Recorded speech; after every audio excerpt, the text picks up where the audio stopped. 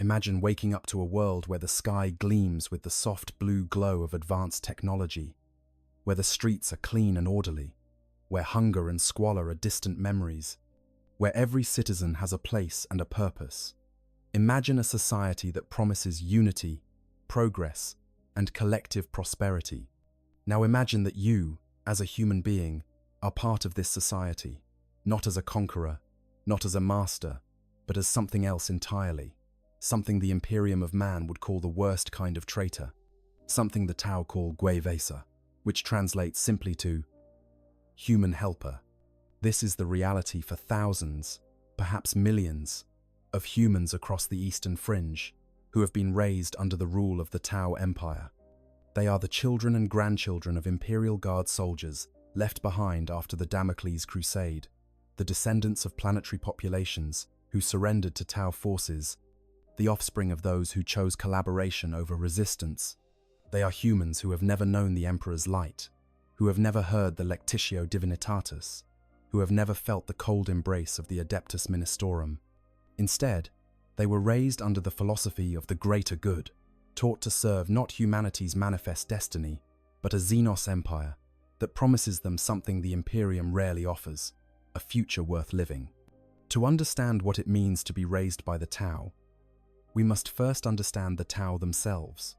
They are a young species by galactic standards, having achieved sentience mere millennia ago, where humanity counts its history in hundreds of thousands of years. They are a species that evolved from hoofed mammals on their homeworld of Tao, developing into bipedal beings with blue-grey skin, flat noses, and distinctive facial slits. But what truly defines the Tao is not their physiology, but their philosophy. The concept of Tauva, the greater good. The greater good is not merely a political system or a military doctrine. It is the foundational principle upon which all Tao society is built. A utilitarian philosophy that holds that the needs of the collective outweigh the desires of the individual. It teaches that every being, regardless of species or origin, has a role to play in the advancement of civilization. It promises that through cooperation and sacrifice, all intelligent species can achieve prosperity and progress together. It is a vision of unity in a galaxy defined by endless war and mutual hatred. The Tao divide themselves into distinct castes, each bred and trained for specific roles. The Fire caste, born with denser bones and greater physical strength, serves as warriors and protectors. The Earth caste, practical and industrious, handles manufacturing, engineering, and agriculture. The Water caste, gifted with persuasive tongues and diplomatic minds, manages communication, trade, and negotiation with other species. The Air caste, tall and slender with hollow bones, pilots the spacecraft that connect the Tao Empire's worlds. And above them all stands the Ethereal caste, mysterious leaders whose very presence inspires unwavering loyalty and whose words carry the weight of absolute authority. This caste system is rigid for the Tao themselves. A Fire caste warrior cannot become an Earth caste engineer. An Air caste pilot cannot join the Water caste diplomatic corps. Your caste is determined by birth, and to question your place is to question the greater good itself. But here is where things become interesting for humans, raised within this system. Humans, as auxiliaries and not true Tao, exist outside the caste structure. They cannot join any caste, because one must be born Tao to belong to a caste. This means that Gwevesa occupy a unique position in Tao society, neither fully part of the hierarchy nor entirely separate from it. For a child born into this world, a human raised from infancy, knowing nothing of the Imperium or the Emperor, this is simply how things are. The blue-skinned beings who walk the streets are not aliens, but neighbors, teachers, administrators.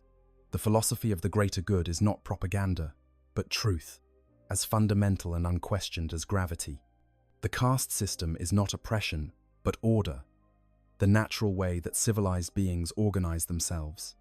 And the idea that you might be less than your Tao counterparts, that you might face limitations simply because you were born human rather than Tao, is something you may not recognize until much later, if at all.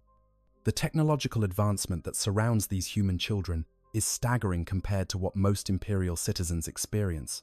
The Tau achieved space travel in just 6,000 years, a rate of progress that took humanity over 200,000 years during our climb from the Stone Age to the Dark Age of technology. Their weapons employ plasma induction technology that makes a standard-issue lasgun look like a primitive flintlock. Their battlesuits are marvels of engineering that allow a single pilot to stand against entire squads of enemy soldiers. Their cities are clean, efficient, and designed with an aesthetic that blends functionality with beauty. For a human child growing up in this environment, the contrast with Imperial life would be impossible to comprehend because they have no frame of reference. They have never seen a hive city where billions are crammed into endless vertical slums, where the air itself is toxic, where children are born, work, and die without ever seeing the sun. They have never experienced the brutal indifference of the Adeptus Administratum, where human life is measured in statistical units and entire worlds can be sacrificed as acceptable losses. They have never felt the fear that comes from living in a theocratic regime where any deviation from orthodoxy can result in execution, torture, or worse. Instead, these Guevesa children grow up in a society that, on the surface at least, appears to care about their welfare. They receive education, they receive healthcare, they receive purpose and community, and in return, all they must do is accept their place in service to the greater good and acknowledge the wisdom of the ethereals who guide all beings toward collective prosperity. But to truly understand what it means to be raised by the Tau, we must delve deeper. We must explore not just the surface appeal of this alien civilization, but the complex reality that lies beneath. We must examine the journey from childhood to adulthood, the process of education and indoctrination, the daily experiences of life in Tau society, the opportunities and limitations that define the Guevesa existence. We must confront the uncomfortable truths about what the Tau are willing to do to maintain their empire, and we must understand why, despite everything, many humans choose to stay. This is the story of what it truly means to be human in an empire that was never built for your species, in a philosophy that was never written with your nature in mind, in a future that promises everything except the freedom to chart your own destiny. The path to becoming Guevesa. The journey of becoming Guevesa begins in violence and ends in transformation, though the nature of that transformation depends entirely on perspective. For most humans who find themselves under Tau rule, the transition is not chosen but imposed, the result of military conquest, strategic surrender, or simple abandonment by the Imperium they once served. Understanding how humans come to be raised by the Tau requires understanding the brutal mechanics of interstellar war and the complex calculations that determine which populations live, which die, and which are deemed worthy of assimilation into the greater good. The most significant source of Guevesa populations came from the Damocles Crusade, an imperial military campaign launched in 742 of the 41st millennium to check the expansion of the Tau Empire before it could threaten established imperial territories. The crusade was massive by any standard, comprising dozens of regiments of the Imperial Guard, several Space Marine chapters, and countless support elements. For years, Imperial and Tau forces clashed across multiple star systems, with the fortunes of war swinging back and forth as worlds were taken, lost, and retaken. The Tau proved to be far more formidable opponents than the Imperium had anticipated. Their advanced technology allowed them to inflict devastating casualties on Imperial forces. Their combined arms tactics, utilizing fire warriors, battlesuits, and various alien auxiliaries, confounded Imperial commanders who expected straightforward battles of attrition. Their willingness to withdraw rather than fight to the last defender meant they preserved forces that the Imperium simply ground down through sheer momentum and disregard for casualties. But the Damocles Crusade ultimately ground to a halt, not because the Tau defeated the Imperial forces, but because a far greater threat emerged elsewhere. Hive Fleet Behemoth, a massive Tyranid invasion force, appeared in Imperial space, threatening core worlds of the Imperium with total consumption. Faced with this existential threat, the Administratum made a strategic calculation. The Tau were dangerous but manageable, a localized threat on the eastern fringe. The Tyranids threatened everything. The order came down to withdraw Imperial forces from the Damocles front and redirect them to face the greater Xenos menace. The withdrawal was hasty, brutal, and incomplete. While most Imperial forces managed to extract, some regiments found themselves too deep in Tau-controlled space, too far from pickup zones, or simply forgotten in the chaos of strategic redeployment. The Brimlock Dragoons, a distinguished regiment with a proud history, suddenly found themselves stranded light years from Imperial space with no hope of rescue. Similar fates befell portions of other regiments, naval crews whose ships were destroyed, garrison forces from conquered worlds, and even civilian populations from planets that changed hands during the fighting. These abandoned Imperials faced a stark choice.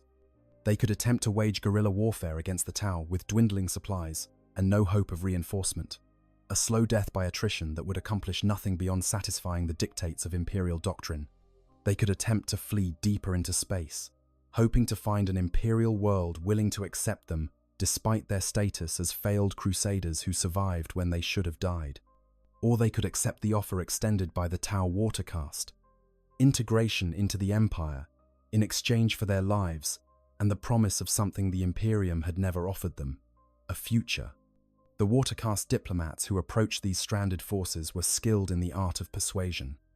They did not demand immediate surrender or threaten extermination. Instead, they painted a picture of what life could be like under Tau rule. They spoke of clean cities, where disease and malnutrition were unknown. They described a society where every individual had value and purpose, where technological advancement improved the lives of all citizens, rather than being hoarded by a privileged elite. They pointed out the hypocrisy of the Imperium, which demanded absolute loyalty while treating its soldiers as expendable assets to be thrown at enemies until the bodies piled high enough to claim victory. Most importantly, the Watercast promised that humans could worship their emperor if they chose. This was a crucial concession that distinguished Tau conquest from the alternatives these soldiers faced. The Tau did not demand that humans abandon their faith, only that they also serve the greater good. The emperor, they suggested, would surely approve of his servants finding peace and prosperity after a lifetime of service. This theological flexibility was something the abandoned Imperial soldiers had never encountered before. The Imperium demanded total devotion and punished any deviation with death. The Tau offered coexistence, a chance to keep their faith while serving new masters. For many, the choice was clear. They had been abandoned by the Imperium they served. Their homes were gone, their regiments scattered, their futures reduced to a slow death by starvation or enemy action. The Tau offered survival, not just for themselves, but for their families, their comrades, their children. They accepted the terms, laid down their weapons, and became the first generation of Guervesa. But military veterans were not the only source of human populations in the Tau Empire. As the Tau expanded through their third, fourth, and fifth spheres of expansion, they encountered numerous human worlds on the fringes of Imperial space. Some of these worlds were well defended and required military conquest. Others were isolated, barely connected to the greater Imperium, struggling to survive on their own resources.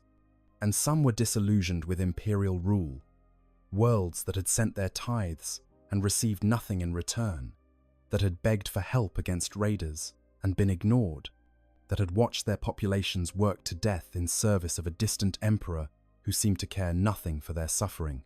When the Tau arrived at such worlds, the Watercast deployed first.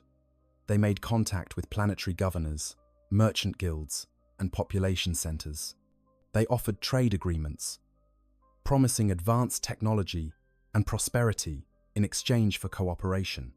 They pointed out that the Imperium had failed these worlds, that Imperial rule brought only suffering and exploitation, that there was another way, and in some cases, these worlds accepted.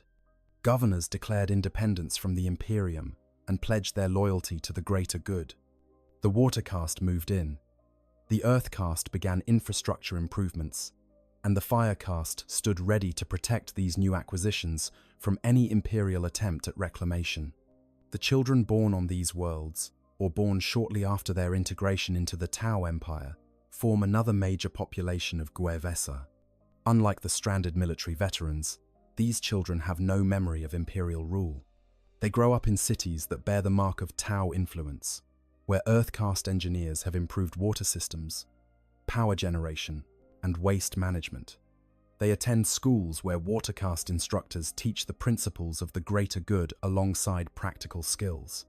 They see Tau citizens walking their streets as administrators, traders, and protectors, rather than conquerors. The process of raising these children to be loyal Gwevesa is not left to chance. The Tau understand that biological humans possess certain traits that make them challenging to integrate into a collectivist society. Humans are passionate beings, prone to strong emotions and individual desires. Humans have a capacity for independent thought that the Tau find both valuable and potentially dangerous. Humans possess psychic potential, a trait the Tau themselves lack, which introduces complications the greater good was never designed to address. And humans breed rapidly, with populations that can expand much faster than the slower reproducing Tau.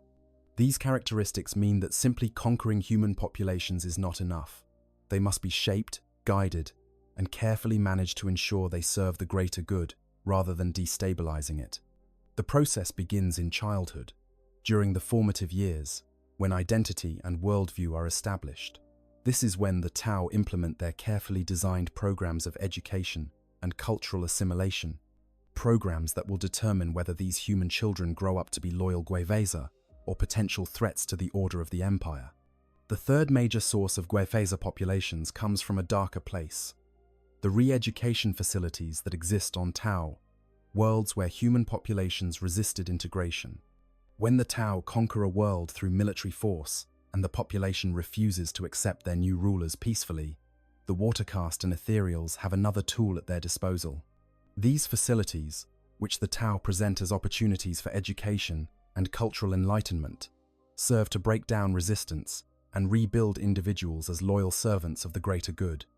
The exact methods employed in these re-education facilities remain somewhat mysterious, as the Tau do not publicize their practices, and former inmates rarely speak of their experiences. What is known is that the facilities employ a combination of traditional education, exposure to Tau culture and philosophy, and more direct methods of ensuring compliance. Some sources speak of tranquility wafers, technological devices that induce calm and receptiveness to suggestion. Others mention the presence of ethereals, whose mysterious ability to inspire loyalty in the Tau themselves may extend to humans as well. Those who emerge from re-education facilities are often changed in fundamental ways. They speak of the greater good with genuine conviction. They express gratitude to their Tau administrators for showing them the errors of their former beliefs. They integrate smoothly into Gwevesa society, taking up assigned roles with apparent contentment. Whether this transformation represents genuine conversion or something more sinister is a question that haunts those who study the Tau Empire from the outside. But for the children born to these re-educated populations, the origin of their parents' loyalty is irrelevant. They are simply raised by parents who believe in the greater good and pass those beliefs on to the next generation. Regardless of how humans come to be under Tau rule, the end result is the same. Children born into a society that is fundamentally alien, raised to serve a philosophy created by and for a species they do not belong to, navigating a world where they are perpetual outsiders, even as they are told they are valued members of the greater good. Their journey from birth to adulthood will shape not just their individual lives, but the future relationship between humanity and the Tau Empire itself. Growing up. Gwevesa. The early years. To be born human in the Tau Empire is to begin life in a state of contradiction. You enter a world of clean hospitals with advanced medical technology, where Earth-cased physicians and human doctors work together to ensure healthy births and minimize infant mortality. You are welcomed into a society that claims to value all intelligent life equally, that promises every individual a role in the greater good. But you are also born into a rigid hierarchy where your species determines your opportunities, where the color of your skin marks you as inherently different from the blue-skinned beings who control every aspect of the world around you. The first years of a Gwevesa child's life are, in many ways, remarkably comfortable compared to what their counterparts in the Imperium experience. Tau cities are marvels of urban planning and environmental management. The air is clean, filtered through advanced systems that remove pollutants and maintain optimal breathability. The water is pure, drawn from wells and rivers that have been engineered to prevent contamination. The streets are organized according to rational principles, with distinct districts for residential, commercial, and industrial purposes. Buildings are constructed with earthquake-resistant materials and climate control systems, providing shelter that adapts to seasonal changes and local conditions. For a human child growing up in this environment, these comforts are simply the baseline of existence. They have never known anything different. They have never choked on toxic smog from an industrial quarter, never drunk water that tasted of rust and chemicals, never lived in cramped tenement blocks where families of 10 share a single room. The poverty and squalor that define life for most imperial citizens are completely alien concepts to them. When they cry from hunger, they are fed nutritious meals prepared according to Earthcast nutritional guidelines. When they fall ill, they receive medical treatment that employs both human and Tau medical knowledge.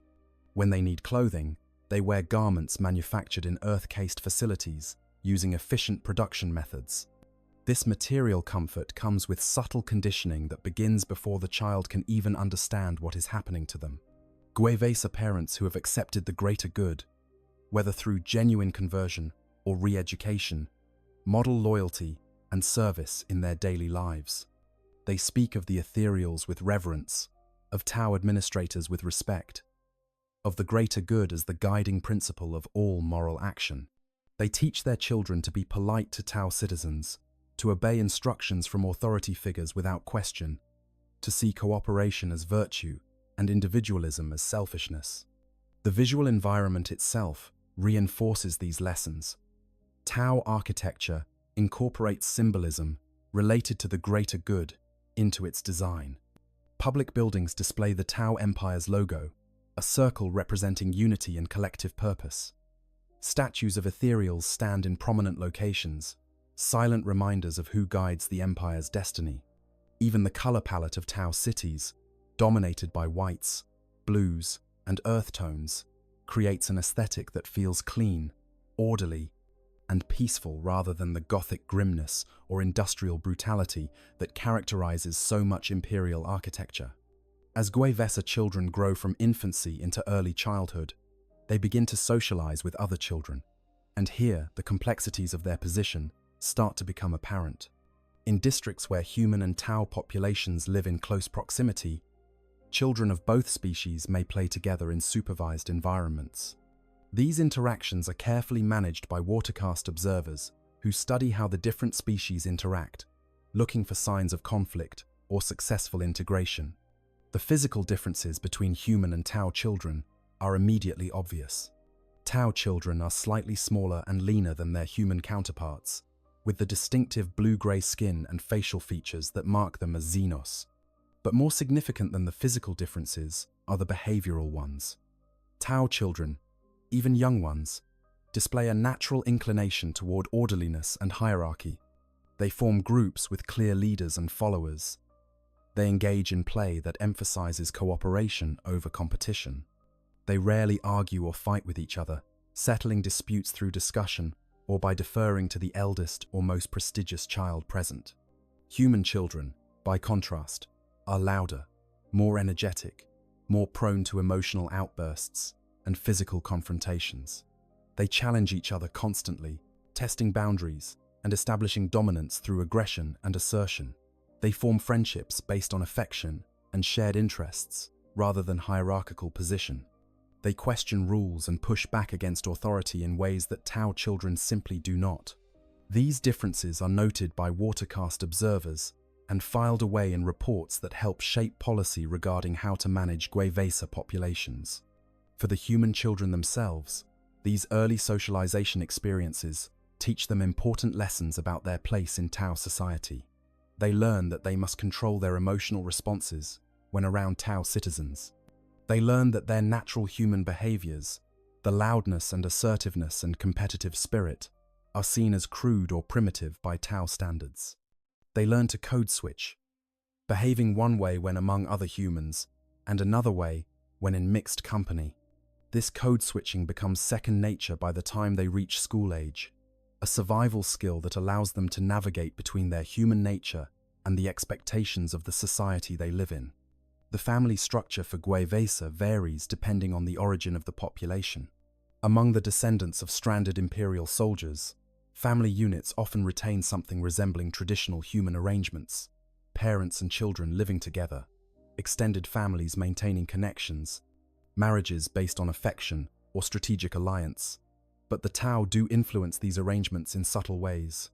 The Earth caste provides housing assignments, determining which families live in which districts based on factors including profession, population density, and integration success rates. The Water caste offers guidance on proper child rearing according to greater good principles, suggestions that carry the weight of official policy. In populations that have been more thoroughly integrated or that come from re-education facilities, family structures may be more heavily modified.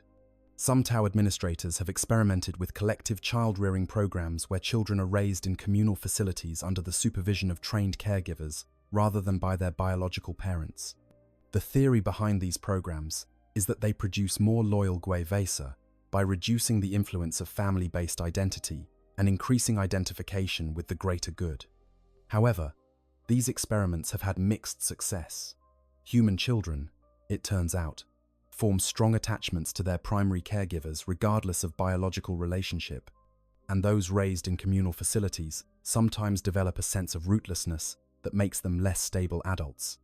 Religious practice is another area where Gwevesa children's experiences vary significantly.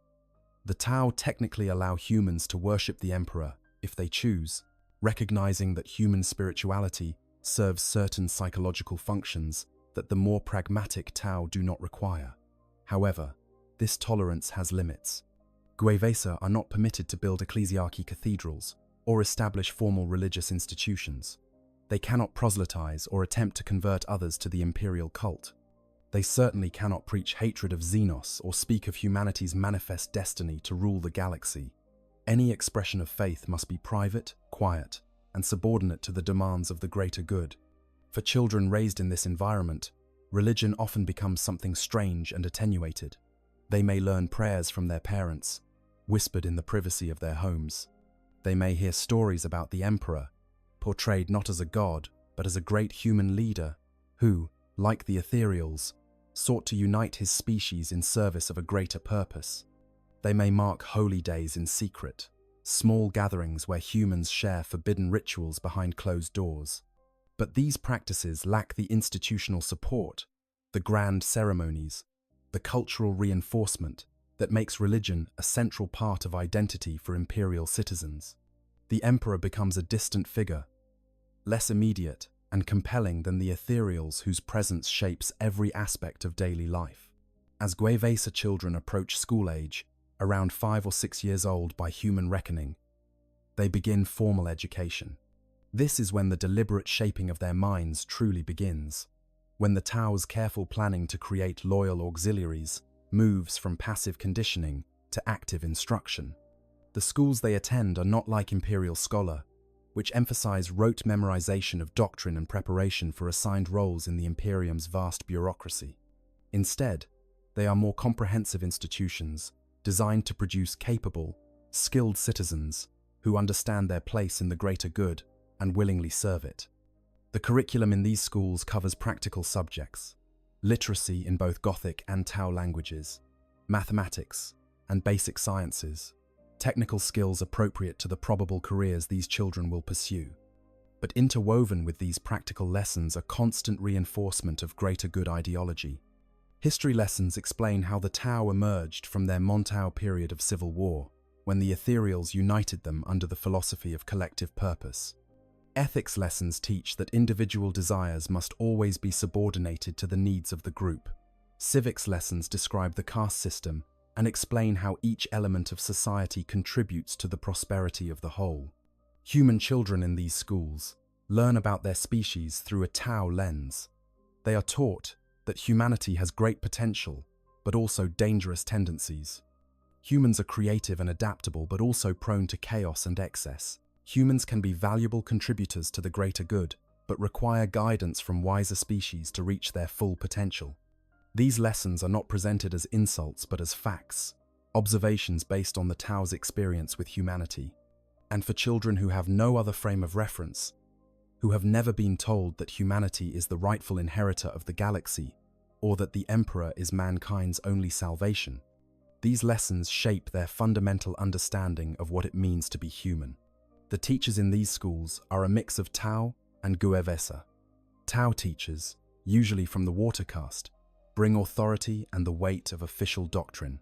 Guevesa teachers serve as role models, living proof that humans can succeed and find fulfillment within the greater good. They tell stories of their own lives, how they or their parents came to join the empire, how they found purpose and meaning in service to something larger than themselves. They present themselves as exemplars of what human children can become if they study hard, obey the rules, and internalize the principles they are being taught. Not all Guevesa children accept these lessons uncritically. Some, particularly those whose parents maintain some connection to imperial culture or religion, sense the contradiction between what they are taught in school and what they hear at home. They notice the subtle condescension in how Tao teachers speak about humans. They recognize that despite all the talk of equality and shared purpose, humans are never truly equal to Tao citizens. They see that the best positions, the most prestigious roles, the greatest authority, all remain in Tao hands. These children may become troublemakers, questioning their teachers, acting out in class, displaying the independent spirit that makes humans both valuable and dangerous to the Tao Empire. For these rebellious children, the Tao have methods of correction. They may be separated from their families and placed in specialized education programs designed to address problematic attitudes. They may be assigned ethereal counselors who work to guide them back toward proper thinking. In extreme cases, they may be sent to re-education facilities, where their resistance can be addressed through more intensive methods. The Tao do not torture or brutalize children, as that would contradict their principles and prove counterproductive. But they do have ways of ensuring compliance, of breaking down resistance and rebuilding young minds according to approved patterns. Most Guevesa children, however, do not rebel. They accept what they are taught because it is all they know. They excel in their studies, demonstrating the adaptability and intelligence that makes humans valuable to the Tao Empire. They form friendships with both human and Tao classmates, learning to navigate the complex social dynamics of a multi-species society. They begin to internalize the greater good, not as propaganda imposed from above, but as natural truth, the way things simply are and should be. By the time they complete their primary education and move toward adolescence and adult responsibilities, they have become what the Tao intended them to be: loyal auxiliaries who serve willingly because they know no other way of being. Education and the greater good. As Guevesa children transition from their early years into adolescence, their education intensifies and becomes increasingly specialized. The Tao educational system is designed not just to impart knowledge, but to shape citizens who understand their role in society and fulfill it with competence and dedication. For human students, this process is complicated by the fact that they are being prepared for a society that was not designed with their species in mind, where they will always occupy an ambiguous position between valued auxiliaries and perpetual outsiders. The schools that Guevesa adolescents attend are sophisticated institutions that would impress even the most demanding imperial educators. Classrooms are equipped with hololithic displays capable of rendering complex three-dimensional models of everything from molecular structures to tactical scenarios.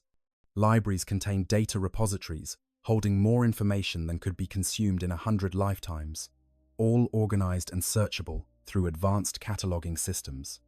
Science laboratories provide hands-on experience with equipment that allows students to conduct experiments in physics, chemistry, and biology. Technical workshops teach practical skills, ranging from basic mechanical repair to programming of semi-autonomous drones. The student body in these schools reflects the demographics of the local area. In predominantly human districts, the schools may be nearly all Guevesa, with only a few Tau teachers and administrators. In more integrated areas, human and Tau students study side by side, their education paralleling but not quite matching, as Tau students prepare for their caste-specific roles, while humans receive more generalized instruction. In some elite institutions located in Tau-dominated areas, human students may be a minority, special cases, who have demonstrated exceptional ability or come from particularly loyal Guevesa families. The curriculum at this level becomes more explicitly focused on practical preparation for adult life.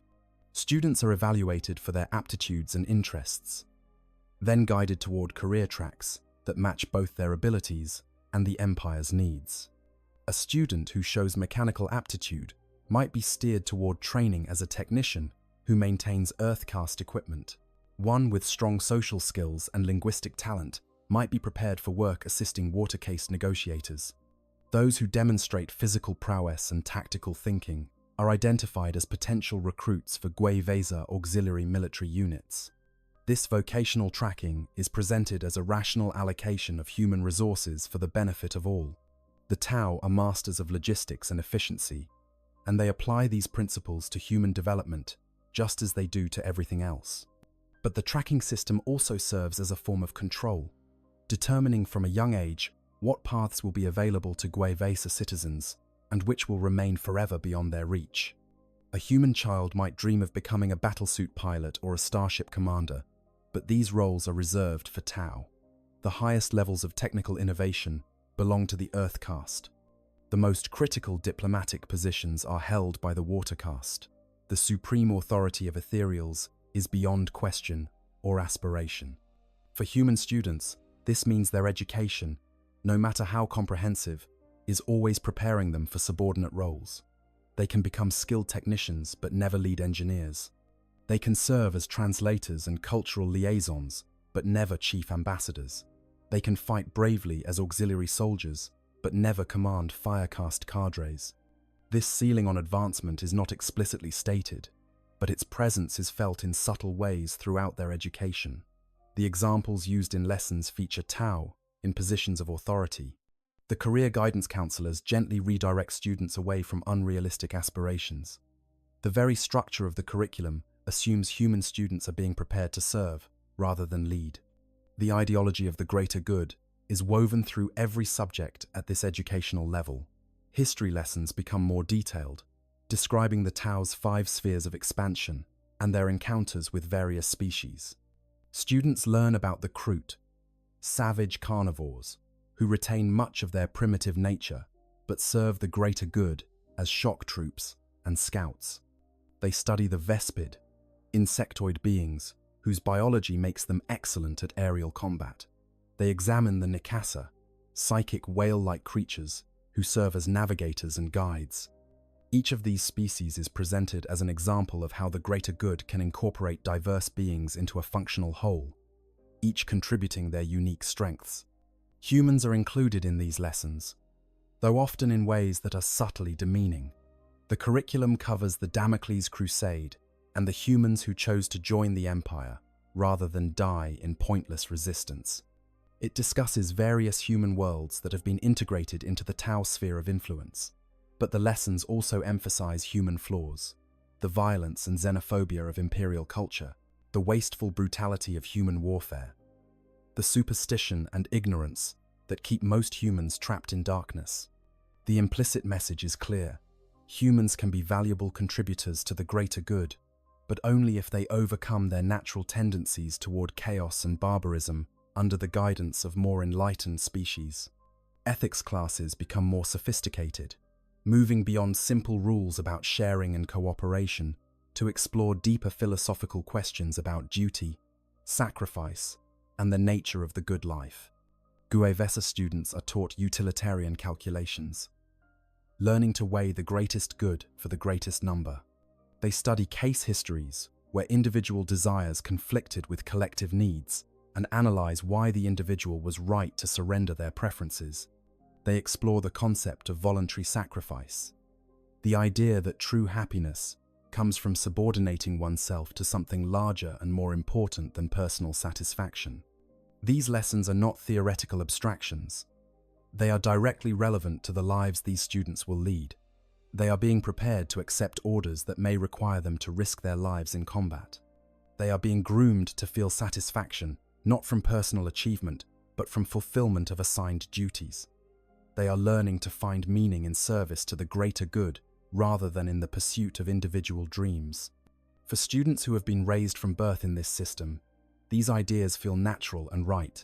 They cannot imagine wanting something different because they have never been taught that different might be possible.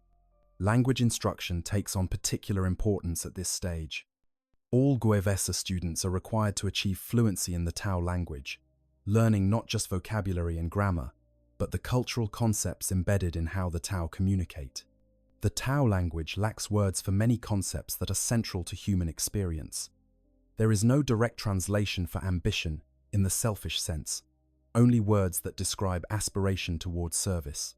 There is no word for mine in the possessive sense, only terms that indicate temporary stewardship of resources.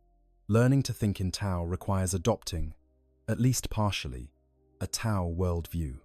At the same time, students are taught Gothic, the common language of humanity, throughout the galaxy. This is necessary because many GWVESA will interact with other humans, whether fellow auxiliaries, prisoners taken in combat, or populations on newly conquered worlds. But the Gothic taught in Tau schools is often a simplified version, stripped of the religious terminology and imperial cultural references that infuse the language as used in the Imperium. Students learn to speak a Gothic that is functional and clear, but culturally neutered, lacking the weight of tradition and faith that makes language powerful. Physical education in these schools prepares students for the demands of adult life in the Empire. Human students train in marksmanship, learning to handle pulse carbines and pulse rifles, the standard weapons issued to GWVESA auxiliaries. They practice hand-to-hand combat techniques, though they are also taught that close combat is something to be avoided rather than embraced, as the Tau prefer to eliminate enemies at range. They develop endurance and strength through organized exercises and competitive sports. Those identified as potential military recruits receive additional training in tactics, small unit leadership, and the operation of more specialized equipment. The social dynamics among students at this age become increasingly complex. Adolescence brings with it the emergence of adult emotions and desires, and human adolescents experience these in ways that can be challenging for Tau administrators to manage. Human teenagers form intense friendships and rivalries. They fall in love, experiencing romantic and sexual attraction that leads to unauthorized relationships. They rebel against authority, testing boundaries and seeking independence. They form cliques and subcultures based on shared interests or backgrounds. The Tau find these behaviors simultaneously fascinating and troubling. Fascination because human emotional intensity and creativity lead to cultural expressions, art, music, and literature that the more restrained Tau admire, even as they struggle to understand. Troubling because uncontrolled emotional bonding and subcultural formation can undermine the careful social engineering the Tau have invested in. A group of GWVESA teenagers who bond over shared resentment of their subordinate status could become a nucleus of resistance.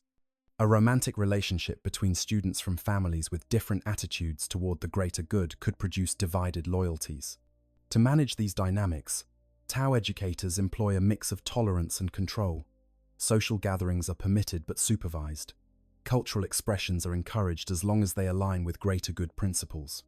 Students who demonstrate problematic attachments or attitudes receive counseling from watercast specialists trained in human psychology. In more severe cases, individuals may be separated from peers who are deemed bad influences, transferred to different schools or programs where they can be more carefully monitored. The Tau educational system also includes a component that is kept largely hidden from the students themselves: the identification and management of human psyches. Humans, unlike Tau, have souls that create ripples in the warp, and some humans manifest psychic abilities that range from subtle precognition to reality-warping powers. In the Imperium, psychers are identified young, sanctioned through brutal testing, and either trained for service or executed to prevent possession by warp entities. The Tau, who lack psychic presence themselves and are largely invisible to the entities of the warp, find human psychic potential both useful and dangerous. WH40K students, who show signs of psychic ability, are quietly removed from regular classes and taken to specialized facilities. What happens in these facilities is not widely discussed, but it is known that some human psykers serve the Tau Empire in various capacities. They act as astropaths, sending messages across interstellar distances. They serve as navigators, guiding Tau ships through the warp, using methods the Tau themselves cannot employ. They work as advisors to watercast negotiators, using their abilities to read emotions and intentions. But not all psykers are useful or controllable, and the fate of those who cannot be safely integrated into the Empire remains mysterious. As students approach the end of their formal education, typically in their late teens, they face assignment to their adult roles. This is a momentous transition, the culmination of years of preparation and evaluation. Students who have excelled academically and demonstrated unwavering loyalty to the greater good receive prestigious assignments. They might be selected for advanced technical training, preparing them to work alongside Earth-cased engineers. They might be recruited for diplomatic service, training with water-cased mentors. They might be offered positions in the growing WH40K bureaucracy that helps administer human populations within the Empire. Students who showed more modest academic achievement but strong physical capabilities are often assigned to WH40K auxiliary military units. This is presented not as a lesser path, but as an honored one. Service in defense of the greater good against the many enemies that threaten the Empire. They will receive intensive military training, learning to use advanced Tau weapons and coordinate with Firecast warriors in combined arms operations. They will be issued battle armor and equipment that represents a significant investment by the Empire. They will have the opportunity to prove their worth through combat, earning honor and recognition for themselves and their families. Students who struggled academically or showed questionable loyalty receive less prestigious assignments. They are placed in support roles, working in factories, farms, or service industries. They are monitored more closely, their activities tracked to ensure they do not become sources of instability. They are, in essence, probationary citizens whose loyalty must be demonstrated through years of reliable service before they can be fully trusted. For these individuals, life in the Tau Empire may not be significantly better than life in the lower levels of an imperial hive city. They are still valued more highly than they would be in the Imperium, but not by much. The completion of formal education marks a transition point in the lives of WH40K citizens. They are no longer children being shaped and molded, but adults expected to contribute to the greater good. Their education has prepared them with skills, knowledge, and, most importantly, the ideological framework that will guide their decisions and actions. Whether they believe in the greater good with genuine conviction or simply accept it as the nature of their reality, they have been transformed by the Tau educational system into something that serves the Empire's purposes. They are human, yes, but humans who have been raised to think, act, and aspire in ways that align with Xenos goals rather than human ones. Life as an adult. WH40K. The transition from student to adult worker represents the point where WH40K truly confront what it means to live in a society designed by and for another species. The comfort and structure of childhood give way to the realities of adult life in the Tau Empire, where humans occupy essential but subordinate roles in an economy and social system that will never truly be theirs. For a WH40K raised from birth in this system, these realities may feel natural and acceptable, but they also reveal the fundamental limitations and contradictions inherent in being human in an alien empire. Daily life for most adult WH40K revolves around work. The Tau Empire operates with impressive efficiency, and every citizen is expected to contribute according to their abilities. WH40K workers typically serve in roles that support, but do not compete with Tau castes. They work as technicians, maintaining equipment designed by Earth-caste engineers. They serve as laborers in factories where the complex components of Tau technology are assembled. They staff administrative positions in the bureaucracies that manage human populations. They provide cultural interpretation and language services for watercaste diplomats dealing with other human communities. The working conditions in these roles vary considerably, but are generally superior to what equivalent workers experience in the Imperium. Tau management principles emphasize efficiency, which means providing workers with adequate rest, nutrition, and medical care to maintain productivity. The standard work cycle might be 8 hours of labor, 8 hours of personal time, and 8 hours for sleep, repeated in regular patterns that allow workers to plan their lives.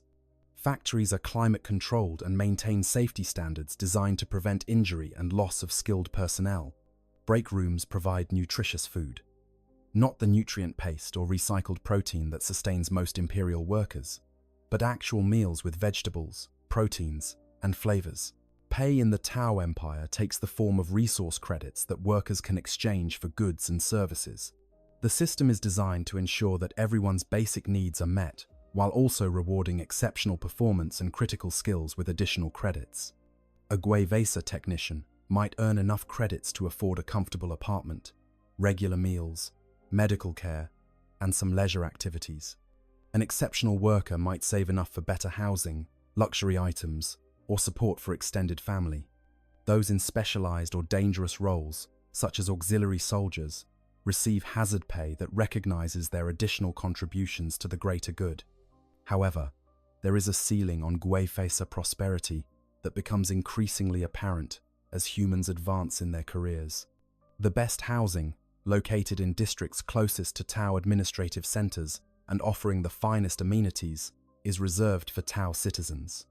The most advanced consumer technology is available first to Tau, with simplified versions eventually filtering down to auxiliary populations. The highest paying positions remain in Tau hands, meaning that no matter how skilled or dedicated a Guevesa worker becomes, they will never achieve the material comfort available to an average Tau professional. This economic stratification is justified through greater good ideology.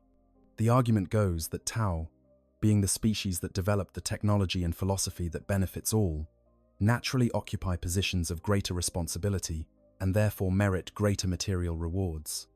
Humans are newer to the Empire and still learning to fully embrace the greater good, so they must accept more modest positions until they have proven their value over generations.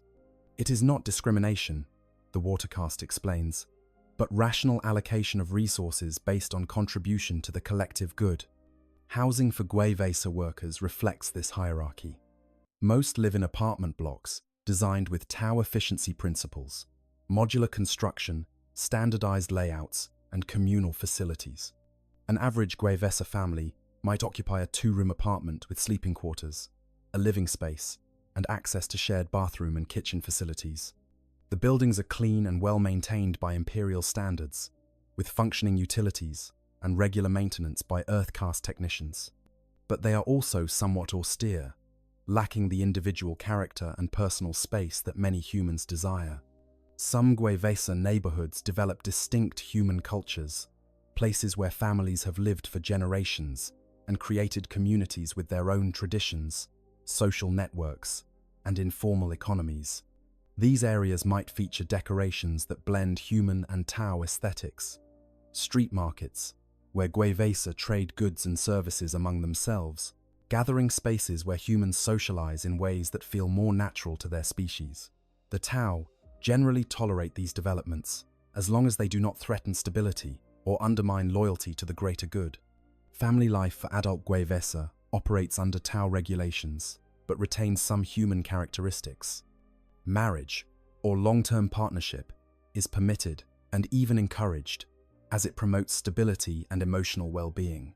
However, these relationships must be registered with local administrators, and there are guidelines about appropriate partnerships. Interspecies relationships between humans and Tau are theoretically possible, but extremely rare given the significant biological and cultural differences between species. Some sources suggest the Tau may discourage or even prohibit such relationships to maintain clear caste boundaries and prevent complications. Reproduction among Guevesa populations is a sensitive topic surrounded by rumors and contradictory reports. The Tau officially claim they do not restrict human breeding rights, allowing Gwevesa to have children according to their own desires within reasonable limits. However, multiple sources mention whispers of population control measures on certain worlds. The Dark Crusade campaign ending suggested that human birth rates on Cronus plummeted to around 5% after Tau occupation, though whether this was due to active sterilization, environmental factors, or propaganda is unclear. Some reports mention re-education facilities employing chemical methods that affect fertility. Others speak of gender-separated housing for certain populations, or mandatory contraceptive measures for those deemed unsuitable for reproduction. The truth likely varies by location and circumstances. On worlds where Gwevesa populations are well established and fully integrated, families may reproduce freely, with only standard population planning measures. On newly conquered worlds, or among populations showing resistance, the Tau may employ more restrictive measures, justified as temporary stabilization tactics. On worlds where humans vastly outnumber Tau, population controls might be implemented to prevent humans from overwhelming the Tau minority through sheer demographic pressure. The Tau frame any such measures not as oppression, but as rational resource management, ensuring that population growth matches available resources and employment opportunities. For Gwevesa, who have grown up in the system and accept its premises, these controls might seem reasonable or even beneficial. They have been taught that the greater good requires strategic thinking about population dynamics. They understand that unlimited population growth could strain resources and reduce quality of life for everyone. They believe that the ethereals and administrators make these decisions based on comprehensive data and with the collective welfare in mind. But for those who retain some connection to human cultural traditions that value large families and unrestricted reproduction, these policies represent a fundamental assault on human autonomy and dignity. Leisure time in the Tau Empire is considered important for maintaining worker morale and preventing burnout. Gwevesa have access to various recreational activities, though these are shaped by Tau cultural values and greater good ideology. Public spaces feature parks and gardens maintained by Earth-caste horticultural specialists, providing pleasant environments for relaxation. Entertainment facilities offer holographic performances, martial arts exhibitions, and educational programs that combine enjoyment with subtle ideological reinforcement. Sports leagues allow Gwevesa to compete in team activities that emphasize cooperation and strategic thinking over individual achievement. Cultural production among Gwevesa populations represents an interesting fusion of human creativity and Tau influence. Human artists create music, visual art, and literature that reflects their experiences in the Empire. However, these works are subject to review by watercaste censors who ensure they do not promote individualism, rebellion, or nostalgia for the Imperium. Approved works often celebrate themes of unity, sacrifice for the greater good, the wisdom of ethereal guidance, and the benefits of multi-species cooperation. Art that critiques the Tau Empire or expresses longing for human independence would never receive approval for public display. Despite censorship, Gwevesa culture develops in ways that distinguish it from both imperial human culture and Tau culture. A distinct musical style might emerge that blends human melodic traditions with Tau harmonic structures. Visual artists might create works that use Tau geometric precision to depict human emotional experiences. Writers produce stories about humans navigating life in a multi-species empire, tales that feel more nuanced and authentic than approved propaganda, but still generally support the greater good narrative. This culture serves the important function of giving Gwevesa a sense of identity and community while remaining within acceptable boundaries set by their Tau rulers. Religious practice remains the most sensitive area of Gwevesa cultural life. The Tau technically permit humans to maintain their faith in the Emperor, but only in strictly constrained forms. There are no grand cathedrals or public displays of devotion. No priests openly preach the imperial creed. No ecclesiarchy officials maintain the orthodoxy of belief. Instead, faith becomes a private matter practiced in homes or small community gatherings. Families might maintain small shrines to the Emperor, hidden in closets or back rooms. Groups of believers might meet quietly to share prayers and remember the old ways. Some Gwevesa serve as informal spiritual leaders, keeping alive traditions and teachings passed down from parents who remembered imperial rule. The Tau monitor these religious activities closely. They understand that human spirituality serves psychological functions and that attempting to completely suppress it might backfire. But they also fear that religious devotion to the emperor could become a rallying point for resistance or a justification for rejecting the greater good. Watercast observers infiltrate religious gatherings, watching for signs of problematic ideology. Gwevesa, who preach that humans should rule over Xenos, or that the emperor demands resistance to alien authority, are quickly identified and sent for re-education. The faith that survives is one that has been carefully pruned, retaining its emotional resonance while losing its revolutionary potential. For many Gwevesa raised in the system, the emperor becomes a vague and distant figure, less immediately relevant than the ethereals who actually shape their lives. They might perform rituals taught by their parents more out of tradition and family bonding than genuine faith. They might view the emperor as humanity's greatest leader, but not as a god demanding worship.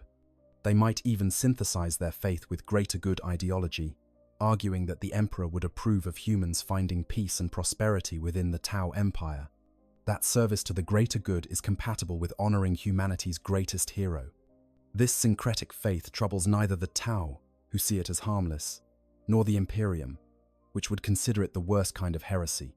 Social organization within Gwevesa communities often develops along lines that blend human tendencies with Tau structures. Informal hierarchies emerge based on age, experience, and contribution to the community. Respected elders, who remember the early days of integration, might serve as advisors and mediators. Successful workers who have earned honors and advancement become role models for younger Gwevesa. Veterans of auxiliary military service form associations that maintain bonds forged in combat. These social structures provide Gwevesa with a sense of place and status within their communities, fulfilling human needs for recognition and belonging. However, these human-generated hierarchies exist entirely within the framework of Tau authority. No Gwevesa community leader has power that extends beyond their immediate social circle. No human organization can challenge decisions made by Tau administrators.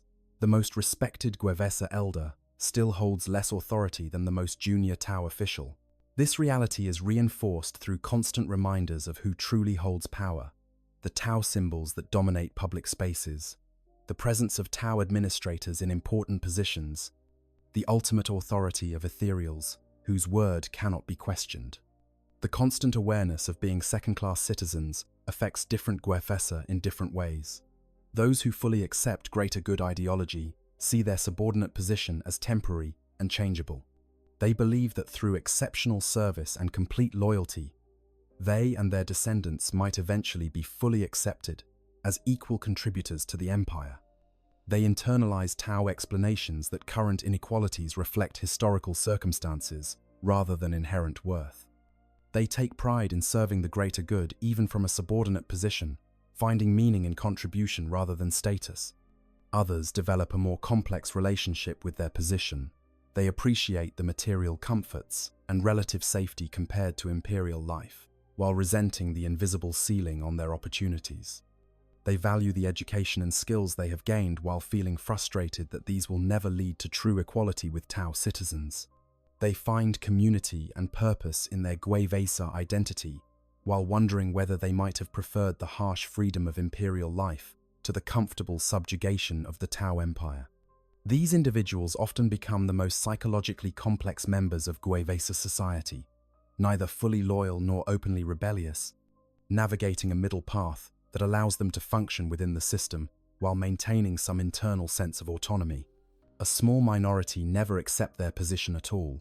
They hear the stories passed down from grandparents who remember imperial rule, and they idealize that lost world despite its brutality. They bristle at every instance of Tau condescension and every reminder of their subordinate status. They maintain their faith in the emperor, not as tradition, but as defiance, as a claim to identity that the Tau cannot erase. These individuals are watched closely by Tau security services, and many eventually disappear into re-education facilities or simply vanish from the records. But their persistence demonstrates that no amount of education and propaganda can completely eliminate human tendencies toward independence and resistance. For the vast majority of Gwevesa, however, adult life settles into patterns that feel normal and acceptable. They work at their assigned jobs, raising families, participating in approved recreational activities, maintaining their communities, and generally making the best of their circumstances. They are not necessarily happy in a profound sense, but they are also not miserable. They have found ways to create meaning and satisfaction within the constraints of life in an alien empire. They are survivors, adapters, humans doing what humans have always done, making home in whatever world they find themselves, even when that world was built by and for others. The military path. Gwevesa auxiliaries. Among the various roles that Gwevesa can occupy within the Tau Empire, none is more visible or carries more symbolic weight than service in the auxiliary military forces. Gwevesa soldiers represent both the greatest promise and the greatest danger of human integration into the greater good. They are proof that humans can fight effectively alongside Tau forces, contributing their unique strengths to military operations. But they are also potential threats, armed and trained individuals who might turn those weapons against their Tau commanders if loyalty ever falters. The path of the Gwevesa auxiliary warrior illuminates both the opportunities and the limitations inherent in being human within the Tau Empire. The recruitment of Gwevesa for military service begins during their education. Physical education instructors identify students who demonstrate appropriate qualities: strength, endurance, quick reflexes, tactical thinking, and perhaps most importantly, unwavering acceptance of authority. These students receive additional training and evaluation, preparing them for the possibility of military service. Unlike the Imperium, which often simply conscripts populations wholesale or uses penal legions as expendable troops, the Tau select their Gwevesa auxiliaries more carefully. They want soldiers who will fight effectively and remain loyal under pressure, not broken conscripts who flee at the first opportunity. When a young Gwevesa is formally recruited into auxiliary service, they enter an intensive training program designed to transform civilians into soldiers. This training is overseen by both fire-cased instructors and veteran Gwevesa who have proven themselves in combat. The program covers all aspects of modern warfare, as practiced by the Tau Empire. Marksmanship, with pulse rifles and pulse carbines, the Tau's signature plasma-based weapons that make Imperial lasguns look primitive. Small unit tactics emphasizing fire and movement coordinated with supporting elements. Communication protocols, allowing auxiliaries to work seamlessly with Tau forces. Maintenance and repair of issued equipment. And, critically, ideological reinforcement about the importance of their service to the greater good. The physical training is rigorous, pushing recruits to develop the endurance and strength necessary for combat operations. Unlike Space Marines or Tempestus Scions, Gwevesa auxiliaries remain baseline humans without biological enhancements or extensive augmentation. They must rely on their natural abilities, disciplined training, and superior equipment to compete with the various threats they will face. The training regime includes forced marches carrying full combat loads, obstacle courses that simulate battlefield conditions, live fire exercises with actual ammunition, and close combat training for the situations where their preferred long-range engagement fails. Psychological conditioning is equally important. Recruits are indoctrinated with fire-cast warrior philosophy adapted for human psychology. They learn that their individual survival is less important than accomplishing the mission and serving the greater good. They are taught to view combat as a calculated application of force rather than an emotional experience, to maintain discipline and coordination even under intense pressure. They watch recordings of previous battles, analyzing successful operations, and studying where lack of discipline led to failure. They hear lectures from ethereals about the sacred duty of defending the Empire against the many enemies that threaten it. The equipment issued to trained Gwevesa auxiliaries represents a significant upgrade from what they would receive in Imperial forces. The standard loadout includes a pulse rifle, or pulse carbine, weapons that fire plasma pulses, capable of penetrating standard armor at ranges where lasguns would be ineffective. The distinctive cracking sound of pulse weapons becomes as familiar to these soldiers as their own heartbeats. They also receive pulse pistols as sidearms, EMP grenades for disabling enemy vehicles and shields, photon grenades that emit blinding flashes, and in some cases, marker lights that designate targets for supporting fire from Tau units. Their armor is less impressive than Fire Warrior combat armor, but still substantial. Gwevesa auxiliaries typically wear reinforced combat suits offering protection against small arms fire and shrapnel, while maintaining the mobility necessary for their tactical role. Some elite units receive more advanced armor, incorporating limited shield generators or stealth systems. Helmets include basic heads-up displays, providing tactical information, communication systems, and environmental protection. The armor bears the symbols of the Tau Empire and the specific sept that the unit serves, marking these soldiers as official auxiliaries rather than irregular fighters. The organization of Gwevesa auxiliary units follows Tau military doctrine with adaptations for human requirements. A basic squad consists of 10 to 12 soldiers, led by a Gwefesawi, a sergeant who has demonstrated leadership ability and earned the trust of Firecast commanders. Several squads combine to form a Gwevesala, equivalent to a Tau strike team, commanded by a Gwevesavra officer. Multiple auxiliary units operate together under the command of Gwevesa L, senior human officers who coordinate with Tau Shasso commanders in planning and executing operations. The tactical role of Gwevesa auxiliaries emphasizes their strengths while acknowledging their limitations. They excel at holding positions, providing suppressing fire, clearing buildings and fortifications, and operating in environments or situations where Firecast deployment would be inefficient. They serve as light infantry, more numerous and expendable than Fire Warriors, but better equipped and trained than the savage Kroot auxiliaries. In combined operations, Gwevesa forces often advance ahead of Fire Warrior cadres, drawing enemy fire and identifying strong points that can then be destroyed by the heavier weapons of their Tau counterparts. The relationship between Gwevesa auxiliaries and Fire Warriors is complex and varies considerably depending on the attitudes of individual commanders and the history of the units involved. At best, there is mutual professional respect. Fire Warriors recognize that Gwevesa auxiliaries can fulfill roles that their own doctrine and equipment are not optimized for. They appreciate the courage it takes for baseline humans without biological enhancements to face the horrors of the 41st millennium. In turn, Gwevesa soldiers respect the discipline and technological prowess of Fire Warriors, viewing them as allies in service to a common cause. At worst, there is condescension and resentment. Some Fire Warriors view Gwevesa as crude and impulsive, prone to emotional responses that compromise tactical efficiency.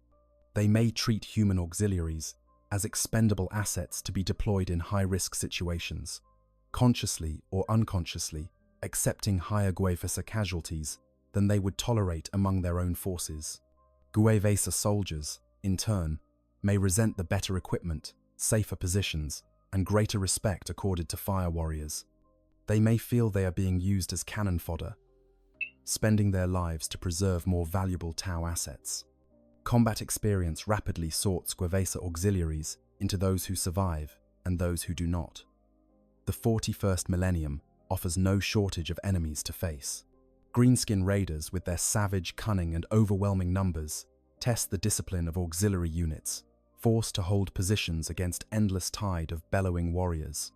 Chaos cultists and renegade humans provide bitterly ironic matchups where Gwevesa must kill other humans fighting for causes they are taught to despise.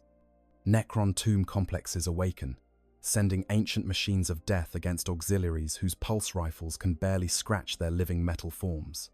Tyrannid organisms swarm forward in such numbers that even the most disciplined firing lines can be overwhelmed. The psychological impact of combat varies among Gwevesa soldiers. Those who fully accept greater good ideology find meaning in the horror, believing their suffering serves a righteous cause.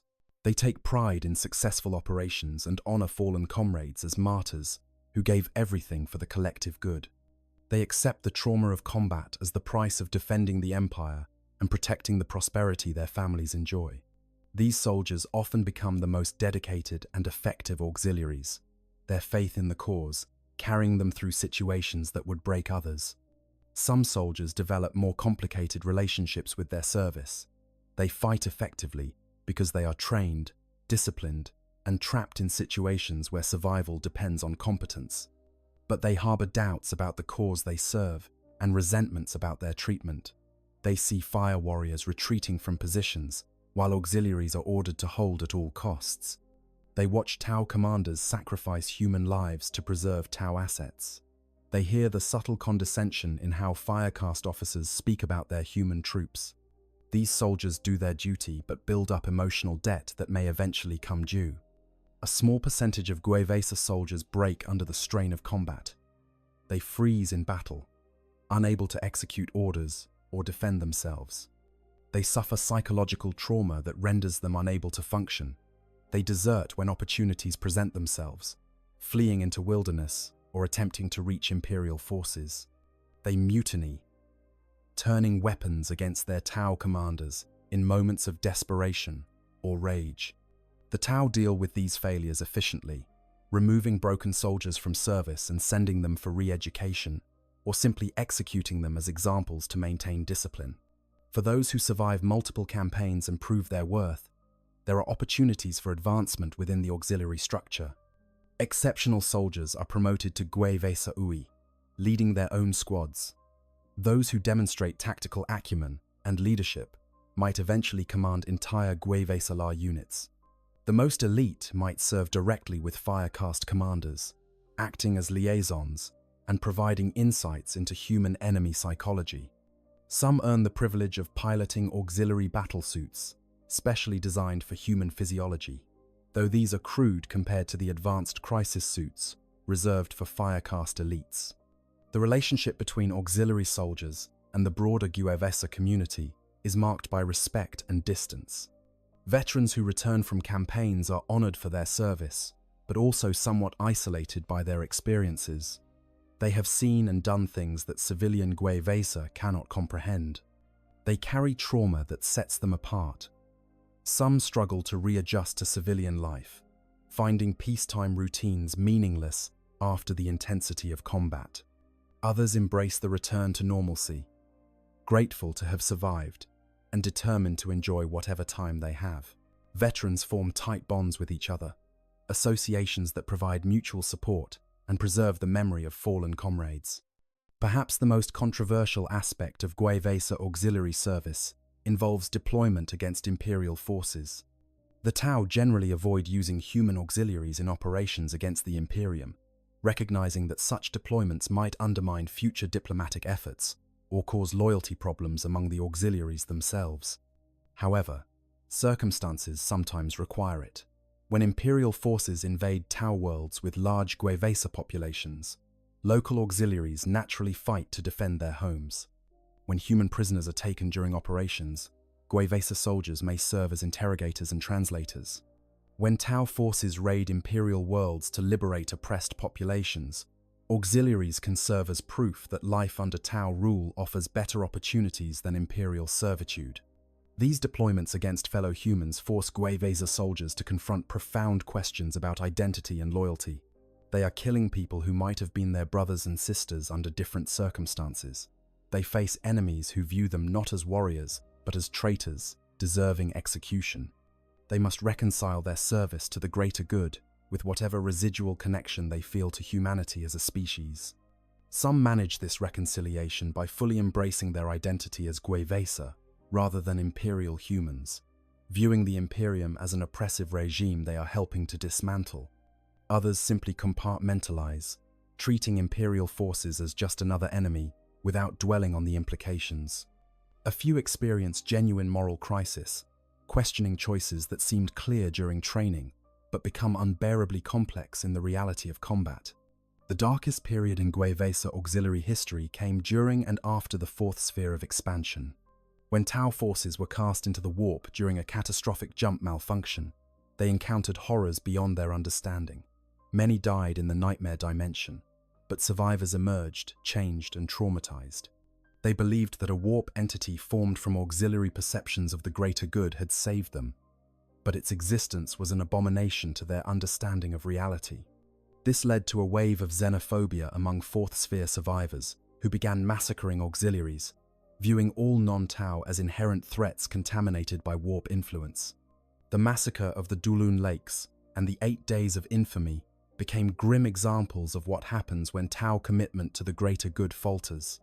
These atrocities were eventually suppressed by ethereal authority, and Fourth Sphere commanders were disciplined, but the message was clear. Gwevesa, service and sacrifice mean nothing if Tau leaders decide their presence is more dangerous than useful. Despite these dangers and betrayals, Gwevesa continue to serve in auxiliary forces because they often have little choice, and because military service offers opportunities unavailable in civilian life. Veterans receive better housing, higher pay, and respect within their communities. Their families enjoy protected status and priority access to resources. They are told their service matters, that they are warriors of the greater good defending civilization against darkness. For humans raised in a system that offers limited paths to meaning and recognition, military service becomes one of the few ways to prove worth and achieve status. The price is measured in blood, trauma, and the possibility of betrayal, but it is a price many Gwevesa are willing or forced to pay. The psychological reality, identity, and belonging. Perhaps the most profound challenge facing humans raised by the Tau is not material deprivation or physical danger, but the psychological burden of occupying an identity that is fundamentally ambiguous. A Gwevesa exists in a liminal space, neither fully human, in the sense that the Imperium defines humanity, nor truly accepted as equal members of the Tau Empire.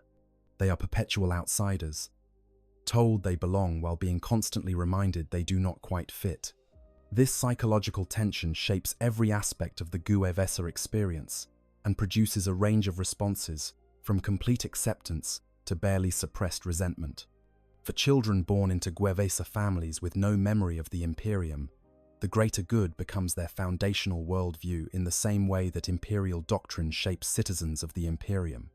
They genuinely believe that collective welfare supersedes individual desires, that the ethereals possess wisdom deserving obedience, that cooperation between species serves everyone's interests. These beliefs are not consciously adopted against resistance. They are simply how these individuals understand reality. Questioning them would be like questioning gravity or the need for air. This deep internalization of Tau ideology means that many Gwevesa experience their subordinate position not as oppression, but as natural order, the appropriate place for humans who are still learning to fully embrace the greater good. However, even among those who genuinely believe in the greater good, there are moments of cognitive dissonance when the contradictions of their position become impossible to ignore. A Gwevesa technician might work alongside an Earth-cased engineer, possessing equivalent skills and knowledge, yet receiving significantly less pay and recognition. Why is this so if both contribute equally to the greater good? A Gwevesa administrator might develop superior understanding of human populations under Tau rule, yet find their recommendations overruled by watercaste officials who lack their expertise. How does this serve efficiency and rationality? A Gwevesa soldier might risk death to protect Tau civilians, yet know those same civilians would never accept a human living in their neighborhood. What does this say about unity and mutual respect? The standard Tau responses to these contradictions are carefully crafted to deflect rather than address the underlying issues. Differences in pay reflect differences in contribution over generations, they explain. Humans are newer to the Empire and have not yet proven their full value. In time, after centuries of loyal service, these disparities will naturally diminish as humans demonstrate their commitment to the greater good. Current inequalities are temporary accommodations to historical circumstances, not permanent features of the system. Those who accept greater good ideology want to believe these explanations because the alternative, that they have been raised to serve a system that will never truly value them, is psychologically devastating. Some Gwevesa develop what psychologists might call a double consciousness, maintaining two separate frameworks for understanding their reality. In public and professional settings, they perform loyalty to the greater good, using appropriate language, displaying correct attitudes, and behaving according to Tau expectations. They genuinely do serve competently and contribute meaningfully to the Empire's functions. But in private spaces, among trusted family and friends, they allow themselves to acknowledge doubts and frustrations. They may joke about Tau mannerisms or criticize specific policies. They may maintain cultural practices that the Tau find primitive or irrational. They may even quietly teach their children that complete assimilation is neither possible nor desirable, that retaining some distinctly human identity matters, even if that identity must be carefully concealed. This psychological compartmentalization allows individuals to function within the system while maintaining some sense of autonomous selfhood. It is a survival mechanism, a way of preventing complete erasure of human identity while avoiding the dangerous consequences of open resistance. However, it also takes a psychological toll, creating internal stress from constantly managing which version of oneself to present in which context. Over time, this stress can manifest as depression, anxiety, or other mental health issues that Tau medical professionals may not fully understand or effectively treat. The question of faith represents perhaps the most complex psychological challenge for many Gwevesa. Those who maintain belief in the Emperor, even in the attenuated form permitted by Tau authorities, carry a contradiction at the core of their identity. The Emperor of mankind, according to Imperial doctrine, intended humanity to rule the galaxy and purge all Xenos. Serving alien masters directly contradicts his supposed vision. Yet, for believers raised in the Tau Empire, the Emperor becomes something different. Not a god demanding genocidal conquest, but a great human leader who would surely approve of his people finding peace and prosperity wherever it might exist. This reframed Emperor can coexist with greater good ideology because he becomes essentially a human ethereal, a wise figure guiding his people toward collective betterment. This theological syncretism might be intellectually satisfying, but it exists in constant tension with the reality of imperial belief. When Gwevesa encounter true imperial citizens, whether as prisoners, refugees, or enemies, they face humans who view them not as fellow believers who found a different path, but as heretics and traitors who have betrayed everything sacred. The contempt and hatred directed at Gwevesa by imperial soldiers can be more painful than physical wounds because it forces confrontation with the fact that most of humanity would consider them damned. No amount of rational argument can completely armor someone against the accusation that they have betrayed their species and their god. For Gwevesa who have abandoned faith entirely, or who were raised without it, different psychological challenges emerge. Without religious identity as an anchor, these individuals may struggle to articulate what makes them human, rather than simply Tau auxiliaries with human bodies. They have embraced the greater good but cannot fully integrate into Tau culture because they lack the biological and psychological characteristics that make one truly Tau. They exist in a cultural no man's land, neither traditionally human nor acceptably Tau, sometimes feeling they belong nowhere at all. The experience of Gwevesa who travel beyond their immediate communities or who serve in military forces provides particularly acute psychological challenges. These individuals encounter the broader galaxy and must confront how others view them.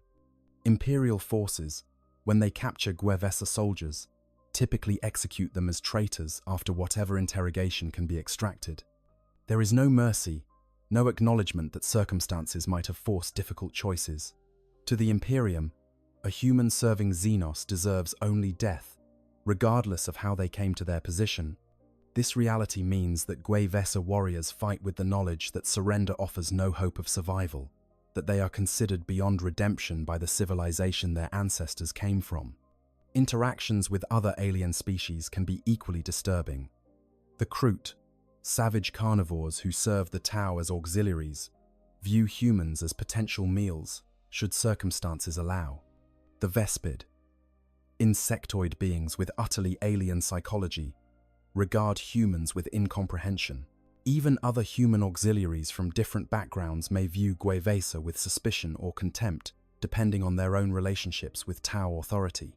These interactions reinforce the reality that Gwevesa occupy a unique and isolated position, neither fish nor fowl, accepted nowhere completely. The psychological impact varies significantly among individuals based on personality, experiences, and circumstances. Some Gwevesa thrive despite the contradictions, finding genuine meaning in their service to the greater good and deriving satisfaction from community, work, and family bonds. They are the success stories that Tau administrators point to as proof the system works. They may experience moments of doubt but ultimately conclude that life in the Tau Empire, for all its flaws, beats the alternatives available to most humans in the 41st millennium. They make peace with being perpetual outsiders, because being an outsider with food, shelter, education, and purpose beats being an insider in a system that grinds human lives to dust. Others develop resentment that festers beneath a compliant exterior.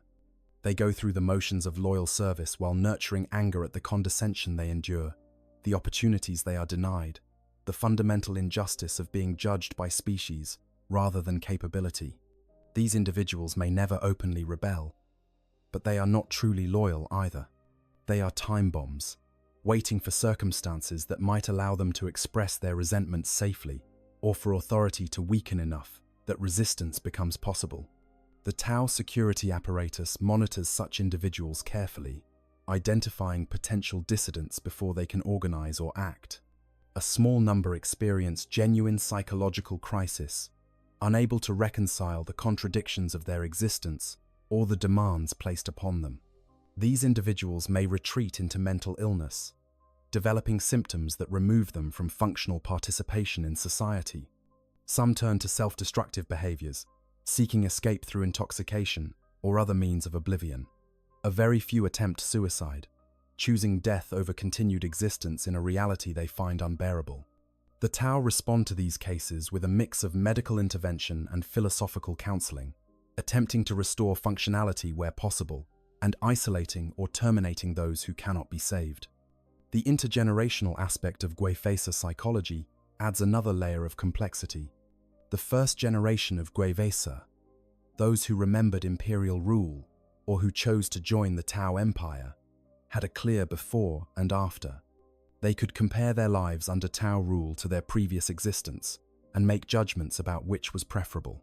Their children, raised from birth in the system, lack that comparison.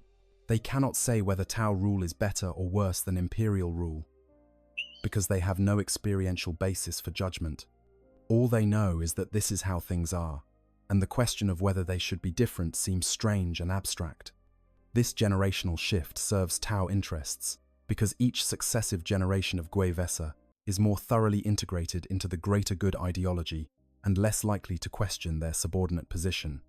But it also produces individuals who lack the historical memory and cultural grounding that makes identity robust and resistant to manipulation. These later generation Gwevesa are in some ways easier to control because they have been more completely shaped by Tau systems. But they are also more fragile, lacking the psychological resilience that comes from maintaining some connection to a deeper human cultural tradition.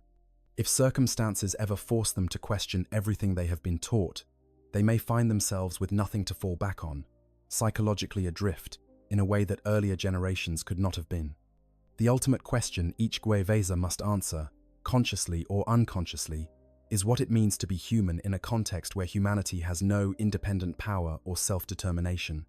Some conclude that humanity is defined by biological characteristics and family bonds, that being human means caring for your relatives and passing on your genes, regardless of the larger political context. Others believe humanity is defined by certain values, freedom, dignity, self-determination, and that serving Xenos masters means ceasing to be truly human, even if one retains human DNA. Most muddle through somewhere in between, trying not to think too deeply about philosophical questions that have no satisfying answers, focusing instead on the immediate concerns of daily life and the relationships that provide meaning and comfort. Relationships across the divide. The relationships between Gwevesa and Tau citizens form a complex web of interactions ranging from genuine friendship to barely concealed mutual contempt. These relationships reveal both the possibilities and the limits of the Tau Empire's vision of multi-species cooperation. demonstrating that while different species can coexist and even collaborate effectively, true equality and mutual understanding remain elusive goals, complicated by biological difference, cultural divergence, and the inescapable reality of power disparity. In the workplace, where Gwevesa and Tau interact most regularly, relationships are governed by professional protocols and reinforced by institutional hierarchies. A Gwevesa technician, working under the supervision of an Earth caste engineer, might develop cordial relations with their Tau supervisor, characterized by mutual respect for each other's competence and dedication to completing tasks efficiently. The Earth caste engineer appreciates the human's creativity and willingness to work long hours. The Gwevesa technician respects the Tau's superior technical knowledge and systematic approach to problem solving. Within the bounds of their professional roles, they function as an effective team. However, this workplace relationship rarely extends beyond professional boundaries into genuine friendship. When the workday ends, the Earth-caste engineer returns to their well-appointed quarters in a Tau-dominated district, while the Gwevesa technician heads to their more modest accommodation in a human neighborhood. They do not socialize outside of work, do not share meals in each other's homes, do not discuss personal matters or intimate concerns. The relationship is productive and pleasant, but constrained by the unbridgeable gap between their respective positions in the social hierarchy. They are colleagues, not friends, and both understand implicitly that certain boundaries should not be crossed. The attitudes of individual Tau toward Gwevesa vary considerably depending on caste, personal disposition, and level of interaction with humans. Water caste diplomats, whose role specifically involves dealing with other species, tend to be the most sympathetic and understanding toward humans. They have studied human psychology and culture extensively. They recognize human emotional complexity and appreciate human creativity. Many water caste officials develop something approaching genuine affection for particularly capable or loyal Gwevesa, viewing them as evidence that the greater good can successfully integrate diverse species. However, even the most sympathetic water caste diplomat ultimately sees Gwevesa as subjects to be managed, rather than equals to be respected. Earth-caste workers and engineers interact with Gwevesa most frequently in professional contexts and tend to judge them primarily on competence. A skilled Gwevesa technician who performs their duties reliably earns respect from Earth-caste supervisors. An incompetent one who requires constant supervision and makes costly mistakes is viewed with frustration and disappointment. This meritocratic evaluation might seem fair, but it contains hidden biases. Gwevesa are judged against standards designed for Tau, evaluated using metrics that may not account for human psychological differences or the disadvantages inherent in being educated and trained by a system not designed for their species. Fire caste warriors who serve alongside Gwevesa auxiliaries develop the most complex relationships with humans. In combat, fire warriors depend on Gwevesa to fulfill roles critical to mission success. A fire caste officer whose tactical plan requires Gwevesa auxiliaries to hold a position against enemy assault needs those humans to be competent and brave. When Gwevesa soldiers perform well, saving Tau lives through their courage and skill, fire caste warriors develop genuine respect for their human comrades. Tales of Gwevesa heroism circulate among fire caste units, stories of human soldiers who held impossible positions or who sacrificed themselves to protect their Tau allies. But this respect has limits defined by fire caste military culture and greater good ideology. Even the most decorated Gwevesa veteran will never be considered truly equal to a fire warrior. The military hierarchy is absolute. Tau command, humans obey. A Gwevesa L commanding human auxiliaries still takes orders from the most junior Shas Ui, leading fire warriors. This reflects not just military rank, but fundamental assumptions about capability and worth. The fire caste believes that Tau make better warriors because they are more disciplined, more rational, less prone to the emotional volatility that compromises human effectiveness. No amount of human achievement can overcome these prejudiced assumptions. The air caste, whose members spend most of their lives in spacecraft and orbital stations, have the least contact with Gwevesa and often hold the most distant attitudes toward humans. To aircraft pilots and crew, humans are land-bound creatures, confined to planetary surfaces and incapable of understanding the unique experience of life in the void. Some aircast members view humans with mild curiosity as interesting specimens of alien biology and psychology. Others barely acknowledge human existence, focused entirely on their own duties within the rigid structure of the Tau Empire's space forces. The ethereal caster's relationship with Gwevesa populations is simultaneously the most important and the most mysterious. Ethereals rarely interact directly with individual humans, instead issuing policy directives and philosophical guidance that shape how all Tau treat their human auxiliaries. When an ethereal does meet with Gwevesa, perhaps addressing a gathering of human workers or blessing auxiliary military units before battle, the experience is described by humans as profound and unsettling. Ethereals possess some quality, whether biological, psychic, or purely charismatic, that inspires intense loyalty in Tau. This effect apparently extends to humans as well, though perhaps less powerfully. Gwevesa, who have been in the presence of an ethereal, often speak of feeling compelled to serve, of sensing the rightness of the greater good as something beyond rational argument. Whether this represents genuine spiritual authority, a form of pheromone-based influence, subtle psychic manipulation, or simply the charisma of beings raised from birth to inspire loyalty, remains unclear. What is certain is that ethereals view Gwevesa as useful tools in service of the greater good, but not as valued members of the Tau community in any deep sense. An ethereal will sacrifice 1,000 Gwevesa without hesitation if doing so serves the Empire's strategic interests. They are, ultimately, expendable in ways that Tau citizens are not. Romantic relationships between Gwevesa and Tau are theoretically possible but exceedingly rare. The biological and cultural barriers are simply too significant for such relationships to form naturally in most circumstances. Tau reproduction is strictly controlled, with breeding assignments made by ethereals to ensure genetic diversity and caste purity. The idea of a romantic relationship outside these controlled parameters would strike most Tau as bizarre and inappropriate. Tau sexuality is also less driven by passion and more focused on reproduction, lacking the emotional intensity that characterizes human romantic attraction.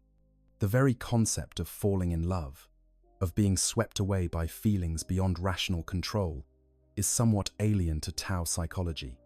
On the human side, while some Gwevesa might develop attraction to Tau, the power disparity and cultural gulf make acting on such feelings extremely difficult.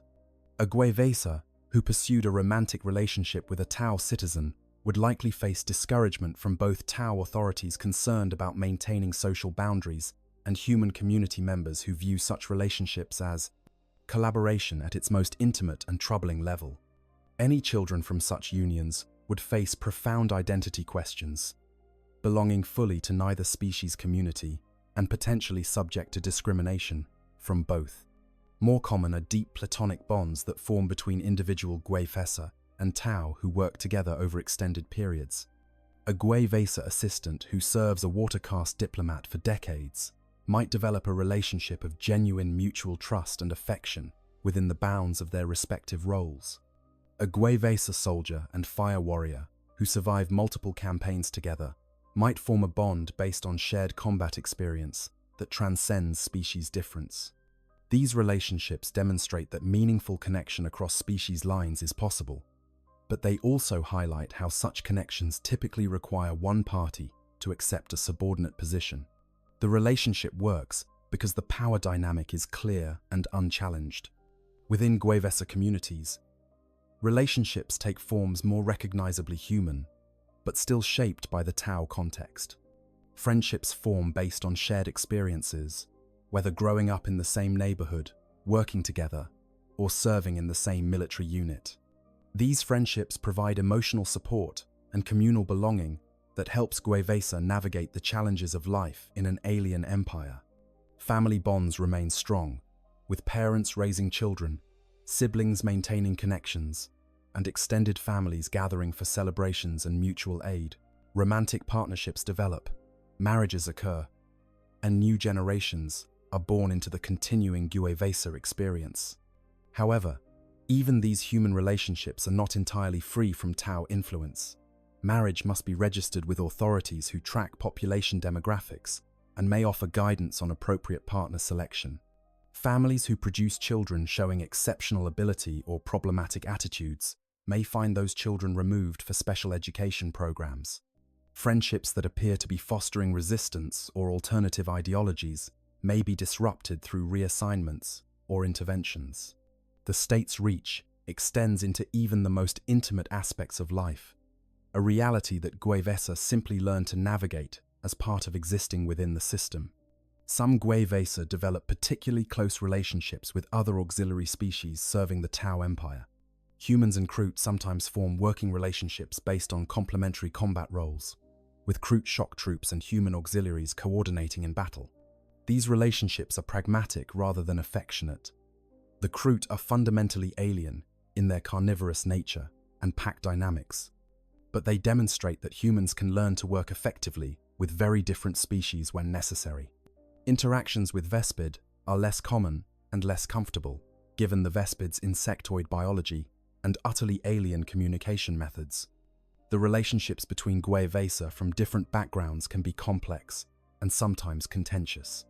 Those whose families voluntarily joined the Tau Empire might view themselves as more enlightened than those descended from conquered populations or re-educated dissidents.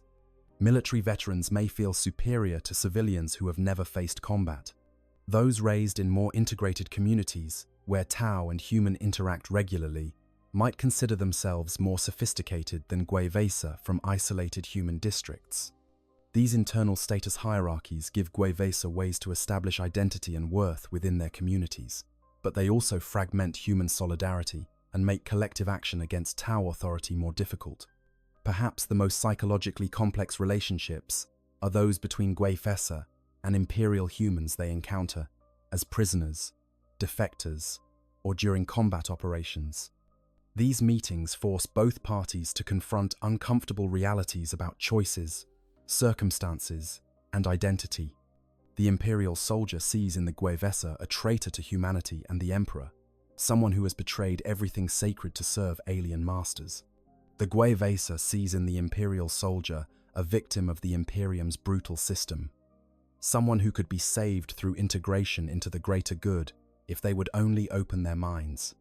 Both are partly right and partly wrong, and neither can fully understand the other's perspective because their entire frameworks for making sense of reality are incompatible. These encounters rarely end well. Imperial soldiers typically refuse offers to join the greater good, preferring death to serving Xenos. Gwevesa soldiers must then kill or imprison those who might have been brothers and sisters under different circumstances. When Imperial forces capture Gwevesa, they execute them as traitors, without consideration of how those humans came to serve the Tau. Both sides view the other as irredeemable, and this mutual condemnation reinforces the Gwevesa's sense of being trapped between worlds, belonging fully to neither humanity nor the Tau Empire, walking a path that leads nowhere but forward into an uncertain future. The Imperial perspective: traitors beyond redemption. To understand the full reality of being a human raised by the Tau, one must comprehend how the Imperium of man views Gwevesa, not as victims of circumstance or innocents born into an alien system, but as traitors to humanity and heretics against the God Emperor deserving only death. This perspective, while harsh, reflects the Imperium's fundamental axioms about humanity's place in the galaxy and the existential threat posed by Xenos influence. For Gwevesa, who encounter Imperial forces, this rejection by their own species can be the most psychologically devastating aspect of their existence, a condemnation that admits no nuance or mercy. The Imperium's ideology regarding Xenos is absolute and uncompromising. The Emperor, in his great wisdom, revealed the truth. Humanity is the rightful inheritor of the galaxy, and all alien species are obstacles to be overcome or threats to be eliminated. Coexistence is not merely inadvisable but impossible and morally wrong. The alien, any alien, is by definition an enemy to be destroyed. This is not prejudice or irrationality, but recognition of fundamental reality in a galaxy where every species competes for limited resources. and where showing weakness invites annihilation. The survival of humanity requires the destruction of all Xenos, and any human who aids aliens has betrayed their species at the deepest possible level. When Imperial forces first encountered humans serving in Tau armies during the Damocles Crusade and subsequent campaigns, the response was visceral disgust and rage. These were not prisoners forced to fight at gunpoint, or slaves with no choice in their fate. These were humans who wore Tau uniforms, carried Tau weapons, and fought willingly alongside Xenos against their own kind. They were traitors in the most fundamental sense.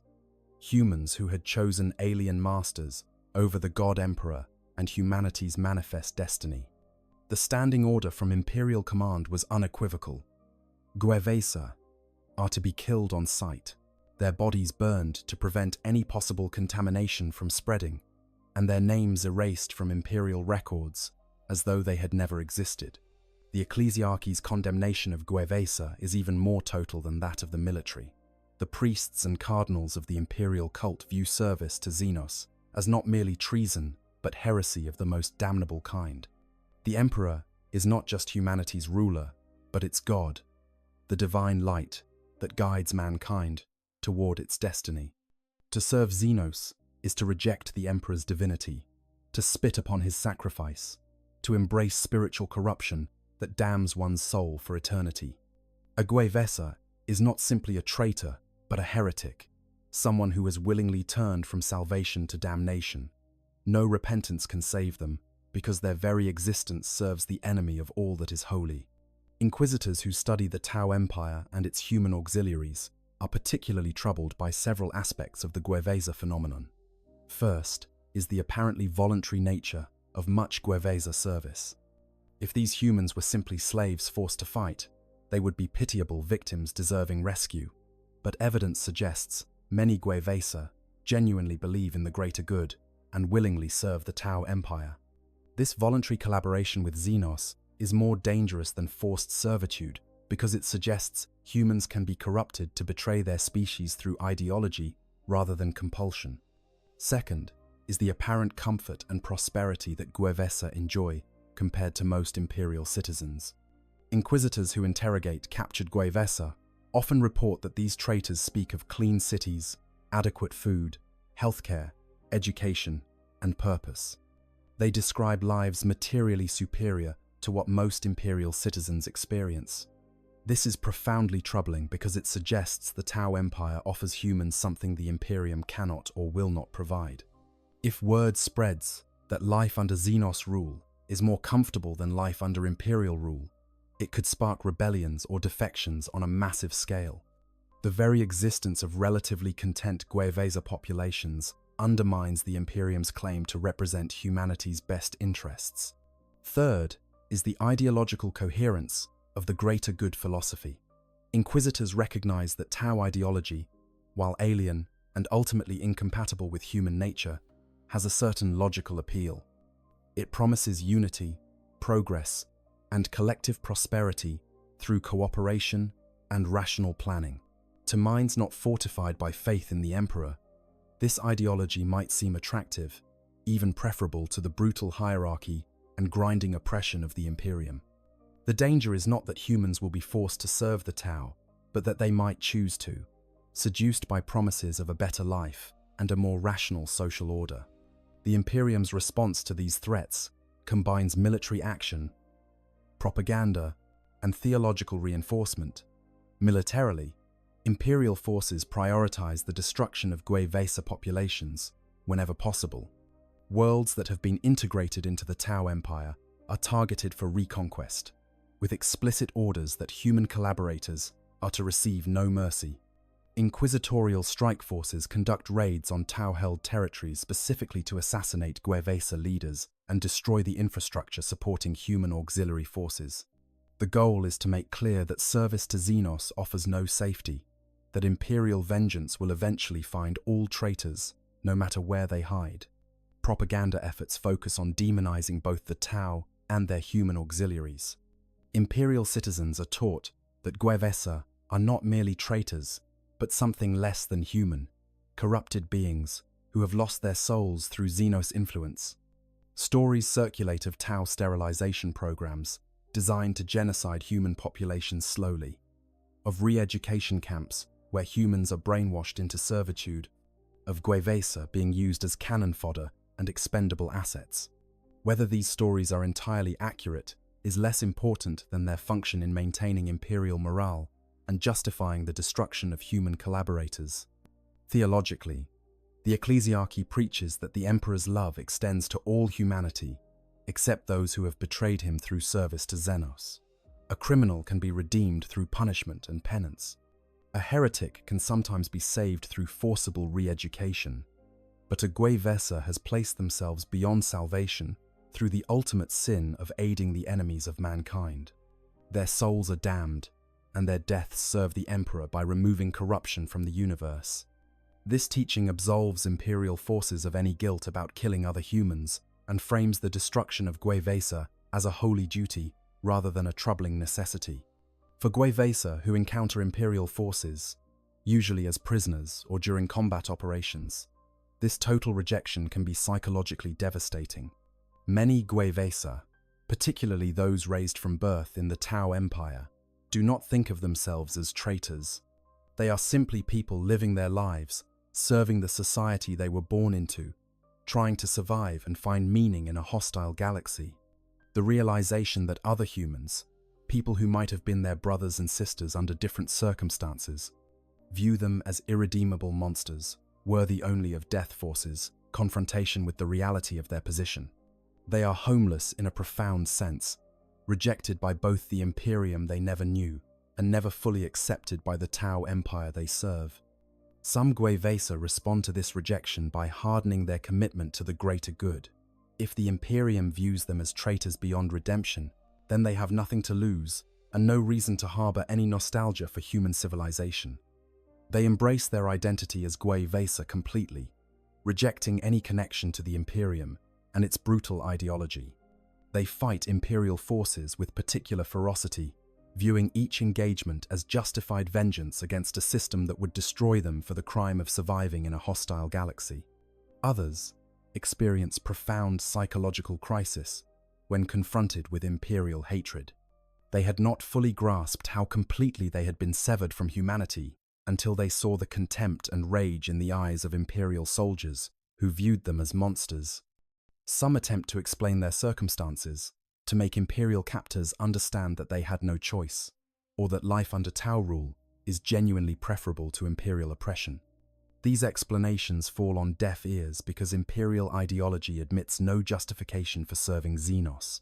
The Gwevesa, who tries to explain themselves, only confirms their guilt, proving through their defense of Xenos masters that they have been corrupted beyond salvation.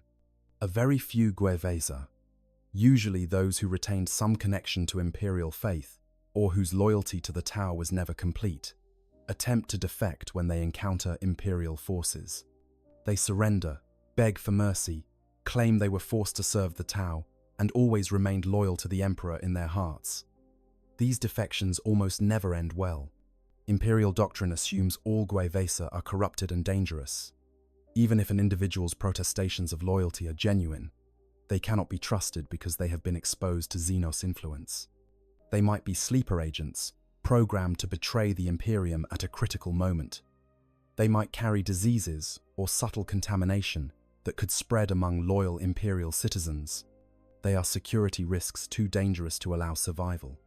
The standard procedure for dealing with Gwevesa prisoners is interrogation followed by execution. Interrogations focus on extracting tactical intelligence about Tau forces, military capabilities, and strategic intentions. Prisoners are subjected to brutal questioning, chemical enhancement, psychic probing, anything that might yield useful information. Once interrogators determine they have extracted everything valuable, or once the prisoner's mind is too damaged to provide further intelligence, they are executed. Sometimes the execution is quick, a bolt shell to the head. Sometimes it is made public, the prisoner executed before assembled Imperial forces as a lesson about the fate awaiting all traitors. Sometimes they are simply thrown out an airlock or left to die in a cell, their deaths unrecorded and unmourned. The children of Gwevesa present a particular moral problem for the Imperium. These are human children who have been raised from birth under Xenos rule, indoctrinated into alien ideology, knowing nothing of the Emperor or the Imperium. Are they responsible for their parents' treason? Have they been so corrupted by Xenos influence that they cannot be saved? Could they be re-educated and integrated into Imperial society, or would they always remain security risks, potential traitors, waiting to undermine the Imperium from within? Different Imperial factions answer these questions differently. The most hardline elements, particularly within the ecclesiarchy, argue that the children of traitors carry their parents' guilt and must share their fate. Corruption of the soul can be inherited, they claim.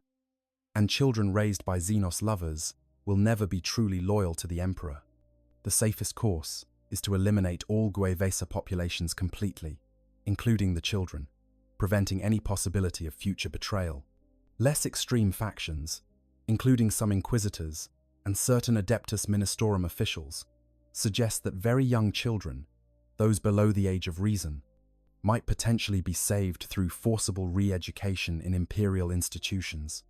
These children would be taken from their families, their names changed, their entire histories erased, and they would be raised as orphans in the Schola Progenium or similar institutions, trained to serve the Imperium with no knowledge of their shameful origins. In practice, the Imperium rarely captures enough Guevesa populations to make these distinctions matter. Most encounters between Imperial and Tau forces occur in military contexts, where taking prisoners, particularly auxiliary prisoners, is impractical or considered unnecessary. Guevesa soldiers are killed in combat or executed after interrogation. Civilian populations in reconquered territories are often simply eliminated as security threats, particularly if they resisted Imperial forces or showed any preference for Tau rule. The philosophical question of whether Guevesa children could theoretically be redeemed is academic, when the practical response is their destruction. From the Imperial perspective, this total rejection and destruction of Guevesa populations is not merely justified, but necessary for humanity's survival. The Tau pose an insidious threat, precisely because they do not simply conquer and enslave, but seduce and convert. They offer humans a vision of the future that might appear preferable to Imperial rule: clean cities, advanced technology, social mobility, purpose, and belonging within a multi-species empire. If this vision is allowed to spread, if humans are permitted to believe that life under Xenos rule might be better than life in the Imperium, the consequences could be catastrophic. Entire sectors might defect. Rebellions could spread across human space. The unity that has preserved humanity for 10,000 years could shatter. Therefore, Guevesa must be destroyed, not as punishment for their individual crimes, but as a message to all of humanity. There is no escape from the Imperium, no alternative path that leads anywhere but death. Serve the Emperor faithfully, and you may live, suffer, and die in his service. Betray him for Xenos promises, and you will be hunted to the ends of the galaxy and destroyed without mercy. This is not cruelty but necessity, the harsh mathematics of survival in a galaxy where every species fights for its existence, and where showing weakness is an invitation to destruction. For Guevesa, who understand how the Imperium views them, this knowledge shapes their entire existence. They know they can never return to the civilization their ancestors came from. They know that other humans see them not as people but as traitors deserving death. They know that if the Tau Empire falls, they will be hunted and killed by the Imperium that reclaims their worlds. They have no choice but to continue serving the greater good, because the alternative is extinction. They are permanently exiled from humanity, defined by the Imperium as something less than human and less than worthy of life. This existential status, this permanent separation from their species' mainstream, is perhaps the heaviest burden Guevesa must carry. The knowledge that they have become something their own kind has declared unworthy of existence. The darker truth: control, limits, and atrocity. While Tau society presents a veneer of benevolent progressivism and multi-species cooperation, the reality for humans raised within this system is considerably more complex and troubling than watercast propaganda suggests. The Tau Empire employs methods of control ranging from subtle social engineering to outright atrocity, and Gwevesa populations have discovered that the greater good extends protection and prosperity only as long as they remain useful and compliant. The darker aspects of Tau rule reveal that being raised by the Tau means living under constraints that may be less overtly brutal than imperial oppression, but are no less comprehensive in their denial of human autonomy and self-determination. The re-education facilities that exist on Tau worlds represent perhaps the most obvious form of coercion in the system. These institutions, presented officially as centers for cultural enlightenment and philosophical education, serve to break down resistance to Tau authority and rebuild individuals as loyal servants of the greater good. The exact methods employed remain somewhat mysterious because the Tau do not publicize their techniques, and because those who emerge from re-education either genuinely support the system or have learned to perform loyalty convincingly, enough to avoid return visits. What is known comes from fragmented reports and the observations of those who have studied Tau methodology. Re-education combines intensive indoctrination with psychological manipulation and, in some cases, technological intervention. Subjects are isolated from their previous social networks and exposed to constant messaging about the greater good. They participate in group sessions where facilitators use peer pressure and emotional manipulation to break down resistant attitudes. They watch recordings of ethereals speaking, experiencing whatever effect these leaders have on human psychology. In extreme cases, they may be administered tranquility wafers, technological devices that induce chemical calm and receptiveness to suggestion, or other pharmaceutical interventions that alter brain chemistry and make subjects more malleable. The effectiveness of re-education varies considerably. Some individuals emerge as genuine converts who have internalized greater good ideology and serve willingly. Others learn to perform compliance convincingly while maintaining internal resistance. A few are broken entirely, their personalities shattered and rebuilt into something that functions but lacks genuine autonomy. And some cannot be re-educated successfully and simply disappear, their fate unrecorded in official documents, but whispered about in Gwevesa communities as cautionary tales about the price of sustained resistance. The rumors of sterilization programs represent an even more disturbing aspect of Tau population management. Multiple sources, including campaign endings from Imperial records and Death Watch reports, mention that human populations on certain Tau worlds have experienced dramatic fertility declines that cannot be explained by voluntary reproductive choices or environmental factors. The case of Cronus, where human birth rates allegedly dropped to around 5% after Tau conquest, is the most well-documented example, though whether this resulted from active sterilization, chemical contaminants, or other factors remains disputed. The Tau vehemently deny implementing systematic sterilization programs, claiming that any fertility declines result from improved education, leading to voluntary family planning, better healthcare reducing infant mortality, and thus decreasing the need for large families, or environmental factors beyond anyone's control. However, the pattern of dramatic fertility decline specifically among human populations under Tau rule suggests more deliberate intervention. The strategic logic is clear. Humans breed much faster than Tau, and if human populations were allowed to expand unchecked, they could eventually outnumber their Tau rulers to such a degree that maintaining control becomes impossible. Population management through fertility reduction would be a rational response from the Tau perspective, a way to prevent demographic pressure from destabilizing the greater good. Whether sterilization occurs through forced surgical intervention, chemical additives to water or food supplies, mandatory contraceptive implants, or more subtle means, is unclear. What matters for Gwevesa populations is the possibility that their reproductive autonomy, one of the most fundamental human rights, might be subject to Xenos control. Parents who struggle to conceive wonder if their difficulties reflect natural causes or deliberate intervention. Communities watch their populations age and fail to replace themselves, questioning whether this demographic collapse serves some Tau purpose. The uncertainty itself becomes a form of control, because Gwevesa cannot organize resistance to a policy whose existence is never officially acknowledged. Gender segregation in certain re-education facilities and housing assignments for problematic populations represents another concerning pattern. If the goal was simply to educate and integrate resistant humans, there would be no reason to separate males and females. But if the goal includes preventing reproduction among certain groups deemed unsuitable or dangerous, then segregation makes perfect strategic sense.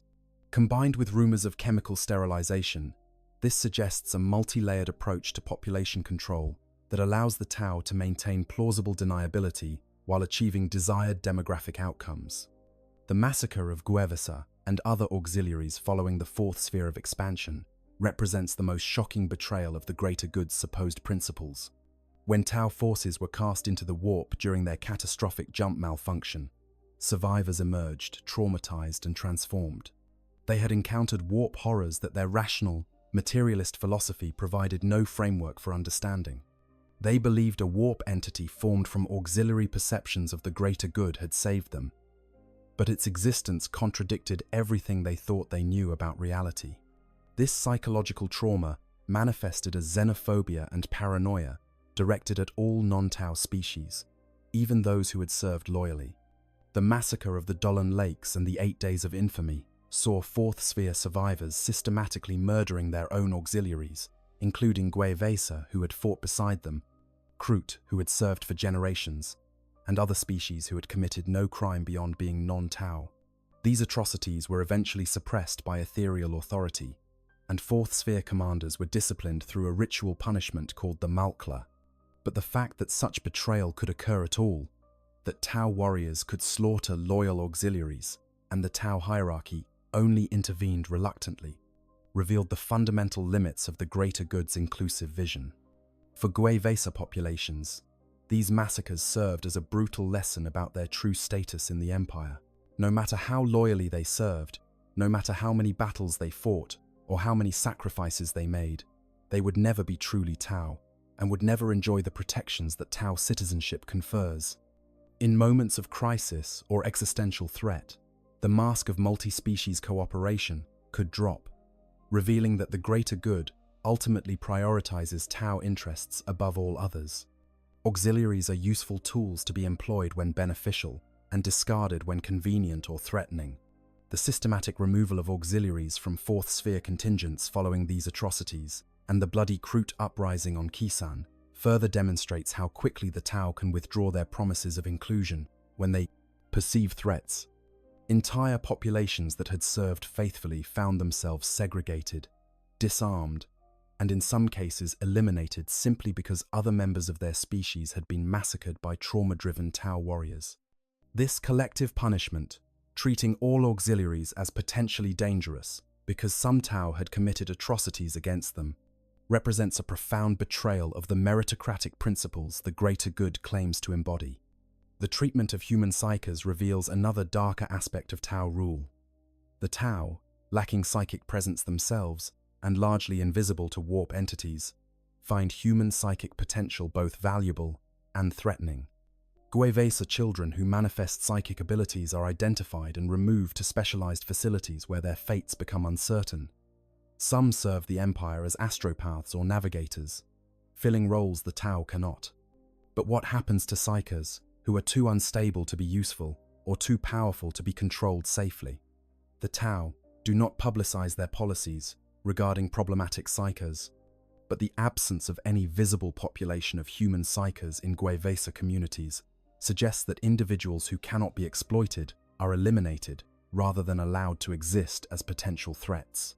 The limits on Guevesa advancement, while presented as temporary accommodations to historical circumstances, represent permanent second-class citizenship for humans in the Tau Empire. The caste system is closed to non-Tau by definition. No human can ever become a fire warrior in the true sense, joining the fire caste and receiving its training and privileges.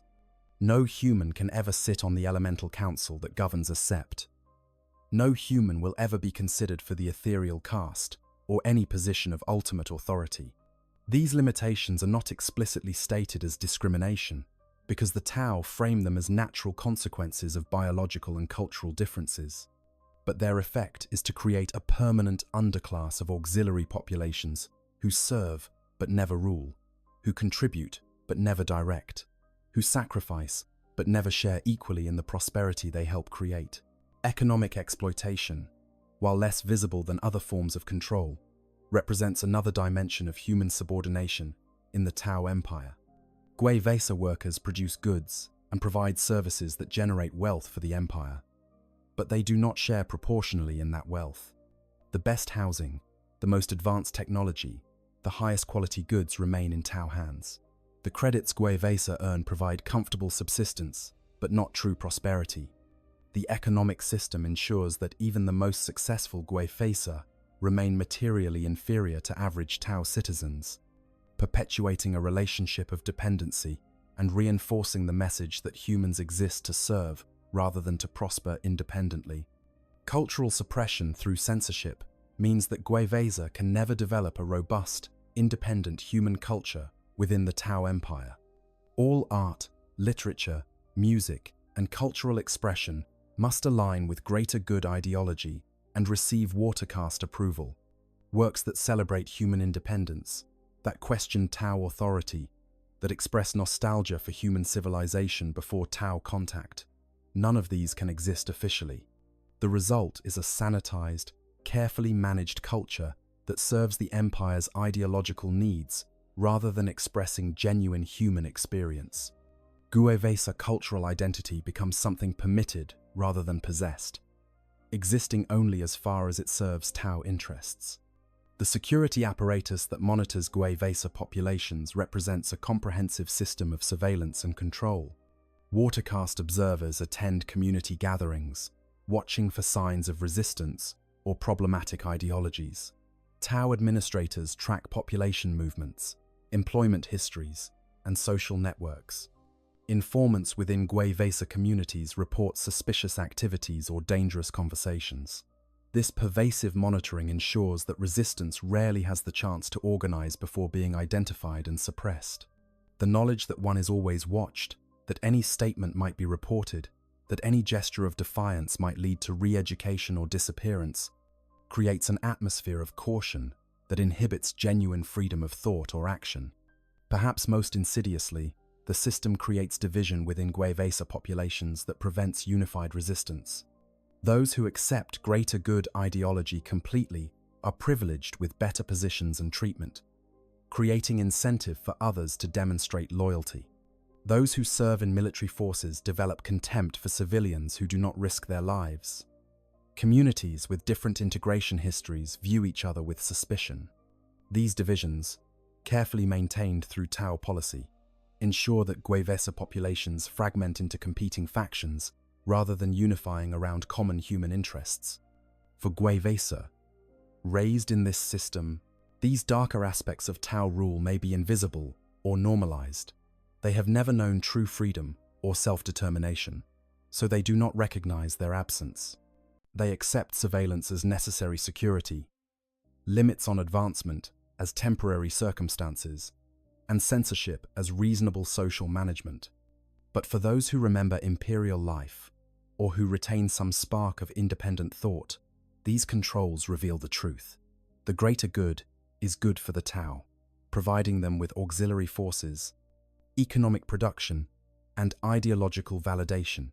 For humans, it offers survival and comfort, but at the price of permanent subordination and the possibility of betrayal whenever Tao interests require it. The Tao Empire is not the brutal, overt tyranny of the Imperium, grinding human lives to dust in service of an uncaring bureaucracy and a decaying god. But neither is it the enlightened, progressive utopia that watercast propaganda portrays. It is something more complex and in some ways more insidious. A system that offers enough comfort and opportunity to make compliance seem rational while maintaining iron control over auxiliary populations and reserving the right to withdraw that comfort whenever strategic calculation demands.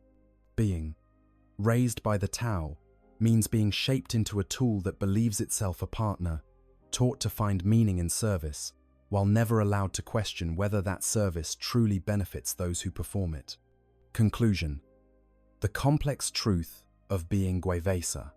To be human in the Tao Empire, raised from birth under the philosophy of the greater good, is to occupy a position of profound ambiguity.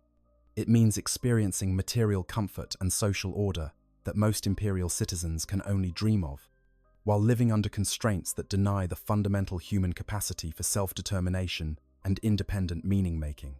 It means being told you matter, while constantly being shown that you will never matter as much as those whose empire you serve.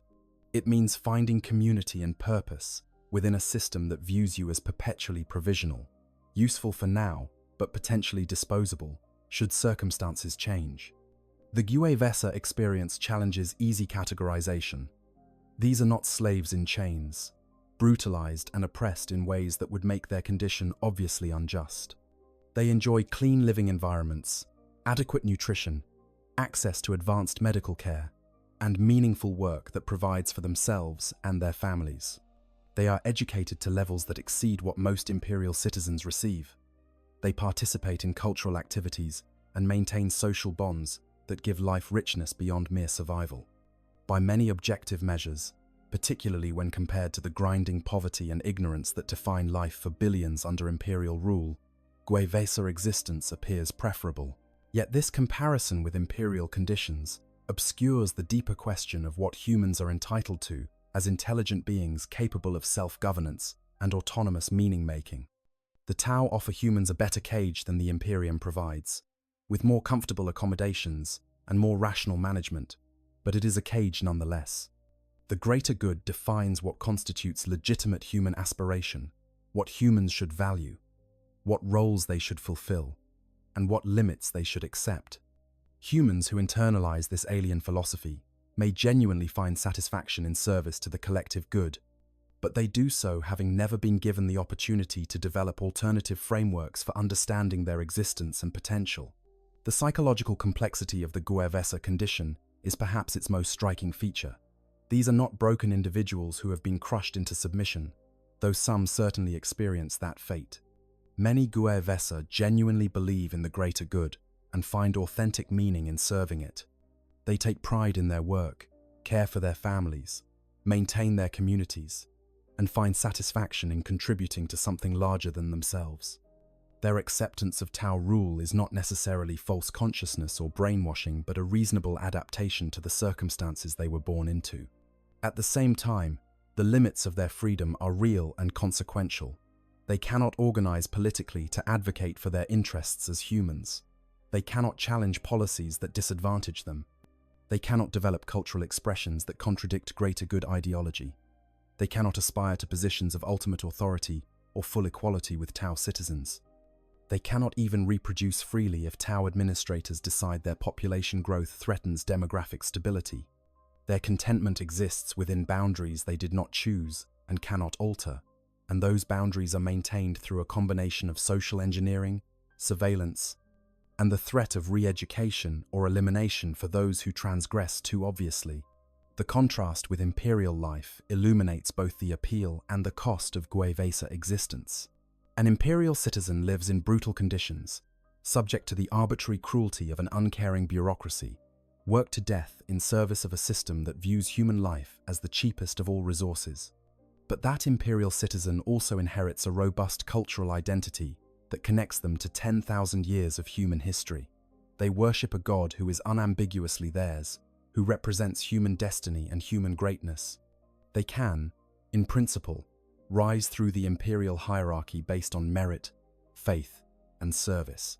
The system is cruel, but it is human cruelty in service of human ends, and there is meaning in suffering for your own species, even if that species treats you terribly. Guevesa lack this cultural depth and historical connection. They worship either a neutered version of the emperor, who has been reframed to fit greater good ideology, or no one at all.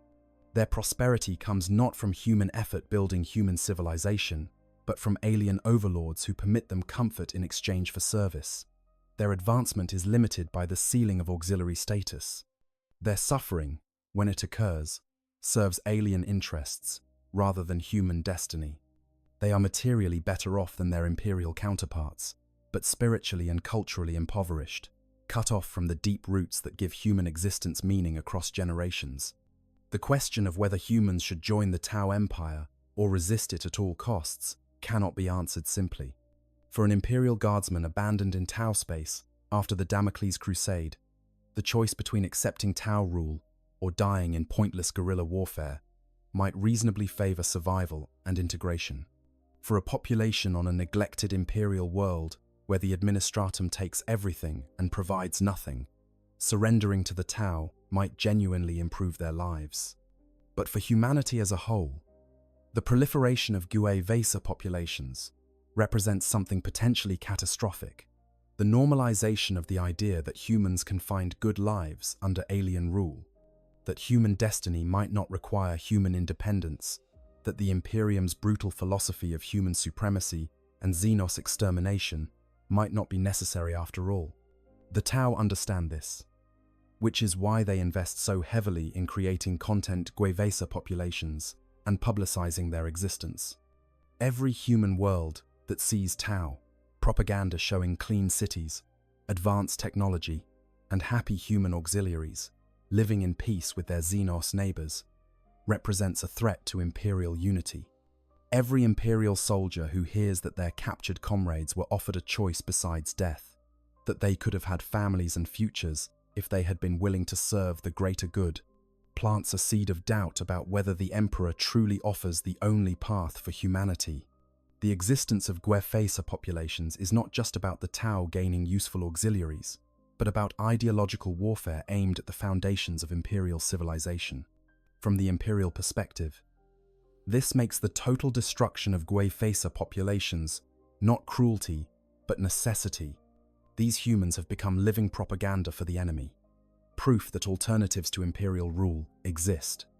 They must be eliminated, not as punishment for their individual choices, but to prevent the idea they represent from spreading. It is harsh logic, but the Imperium operates in a galaxy where mercy is weakness, and where allowing enemies to demonstrate viable alternatives to Imperial rule could fracture humanity into competing factions that would then be vulnerable to the myriad Xenos, threats that press in from all sides. For the Gue Vesa themselves, caught between these incompatible civilizations, there is no easy resolution. They cannot return to the Imperium, which has declared them traitors beyond redemption. They cannot achieve full equality within the Tau Empire, which will never truly accept them as equals, regardless of how loyally they serve. They can only continue forward, raising their children to accept the greater good, serving their alien masters as effectively as possible, and hoping that their compliance will be rewarded with continued survival and moderate prosperity. Some Gue Vesa make peace with this condition, finding ways to create meaning within the constraints they face. They focus on family, community, and the satisfaction that comes from work well done. They accept their limitations as the price of the security and comfort they enjoy. They genuinely believe that the greater good offers humanity a better future than endless war in service of a dying empire and a dead god. These individuals represent the Tau Empire's success story, proof that humans can be successfully integrated into an alien system and find authentic satisfaction despite their subordinate status. Others live with quiet resentment, going through the motions of loyalty while harboring dreams of something different. They pass on to their children whispered stories about human greatness and human potential, keeping alive some spark of independent human identity, even as they accept the necessity of serving the Tau. They are survivors who have learned to navigate between compliance and resistance, maintaining enough of themselves to feel human while conforming enough to avoid dangerous attention from authorities. A very few refuse to accept their condition and pay the price for resistance. They are sent to re-education facilities or simply disappear, their fates serving as warnings to others about the consequences of questioning too loudly or resisting too openly. They represent the Tau Empire's failure cases, humans who could not be successfully integrated and had to be eliminated as threats to stability and order. The future of Gue Vesa populations remains uncertain. If the Tau Empire continues to expand, more humans will fall under its rule, and the Gue Vesa community will grow. With each generation, these humans will become more thoroughly integrated into Tau culture, more completely shaped by greater good ideology, less connected to the human civilization their ancestors came from. Eventually, they might become something genuinely new, a human culture that exists outside and independent of the Imperium, shaped by alien influence, but still recognizably human in its own way. Alternatively, if the Imperium musters forces for a new crusade, or if the Tau Empire falls to one of the many threats it faces, the Necrons, Tyranids, Orcs, or Chaos, the WH40K populations will be the first casualties. The Imperium will show no mercy to humans who served Xenos masters. Other Xenos species will have no particular reason to preserve human populations once the Tau who protected them are gone.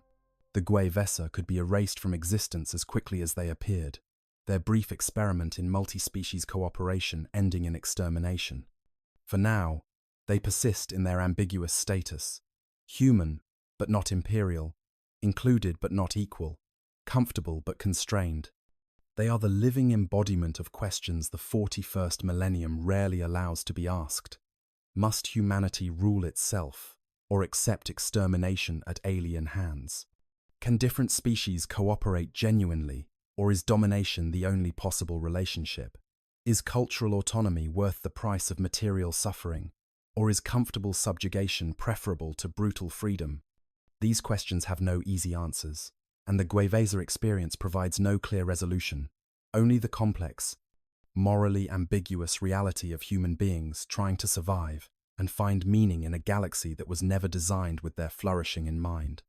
What it truly means to be a human raised by the Tau is to live with uncertainty, to occupy a space between civilizations, to have comfort without autonomy, community without cultural roots, purpose without ultimate authority over your own destiny. It is to be neither fish nor fowl, neither conqueror nor slave, neither fully accepted nor entirely rejected. It is to make the best of a situation you did not choose and cannot change, finding whatever meaning and satisfaction your circumstances allow, while knowing that you will never be complete, never be home, never be anything but human auxiliaries in someone else's empire. This is the life of the WH40K.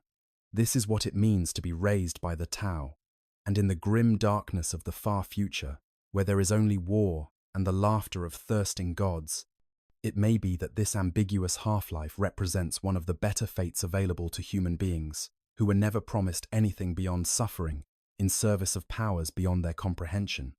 It is not freedom, but it is survival. It is not greatness, but it is stability.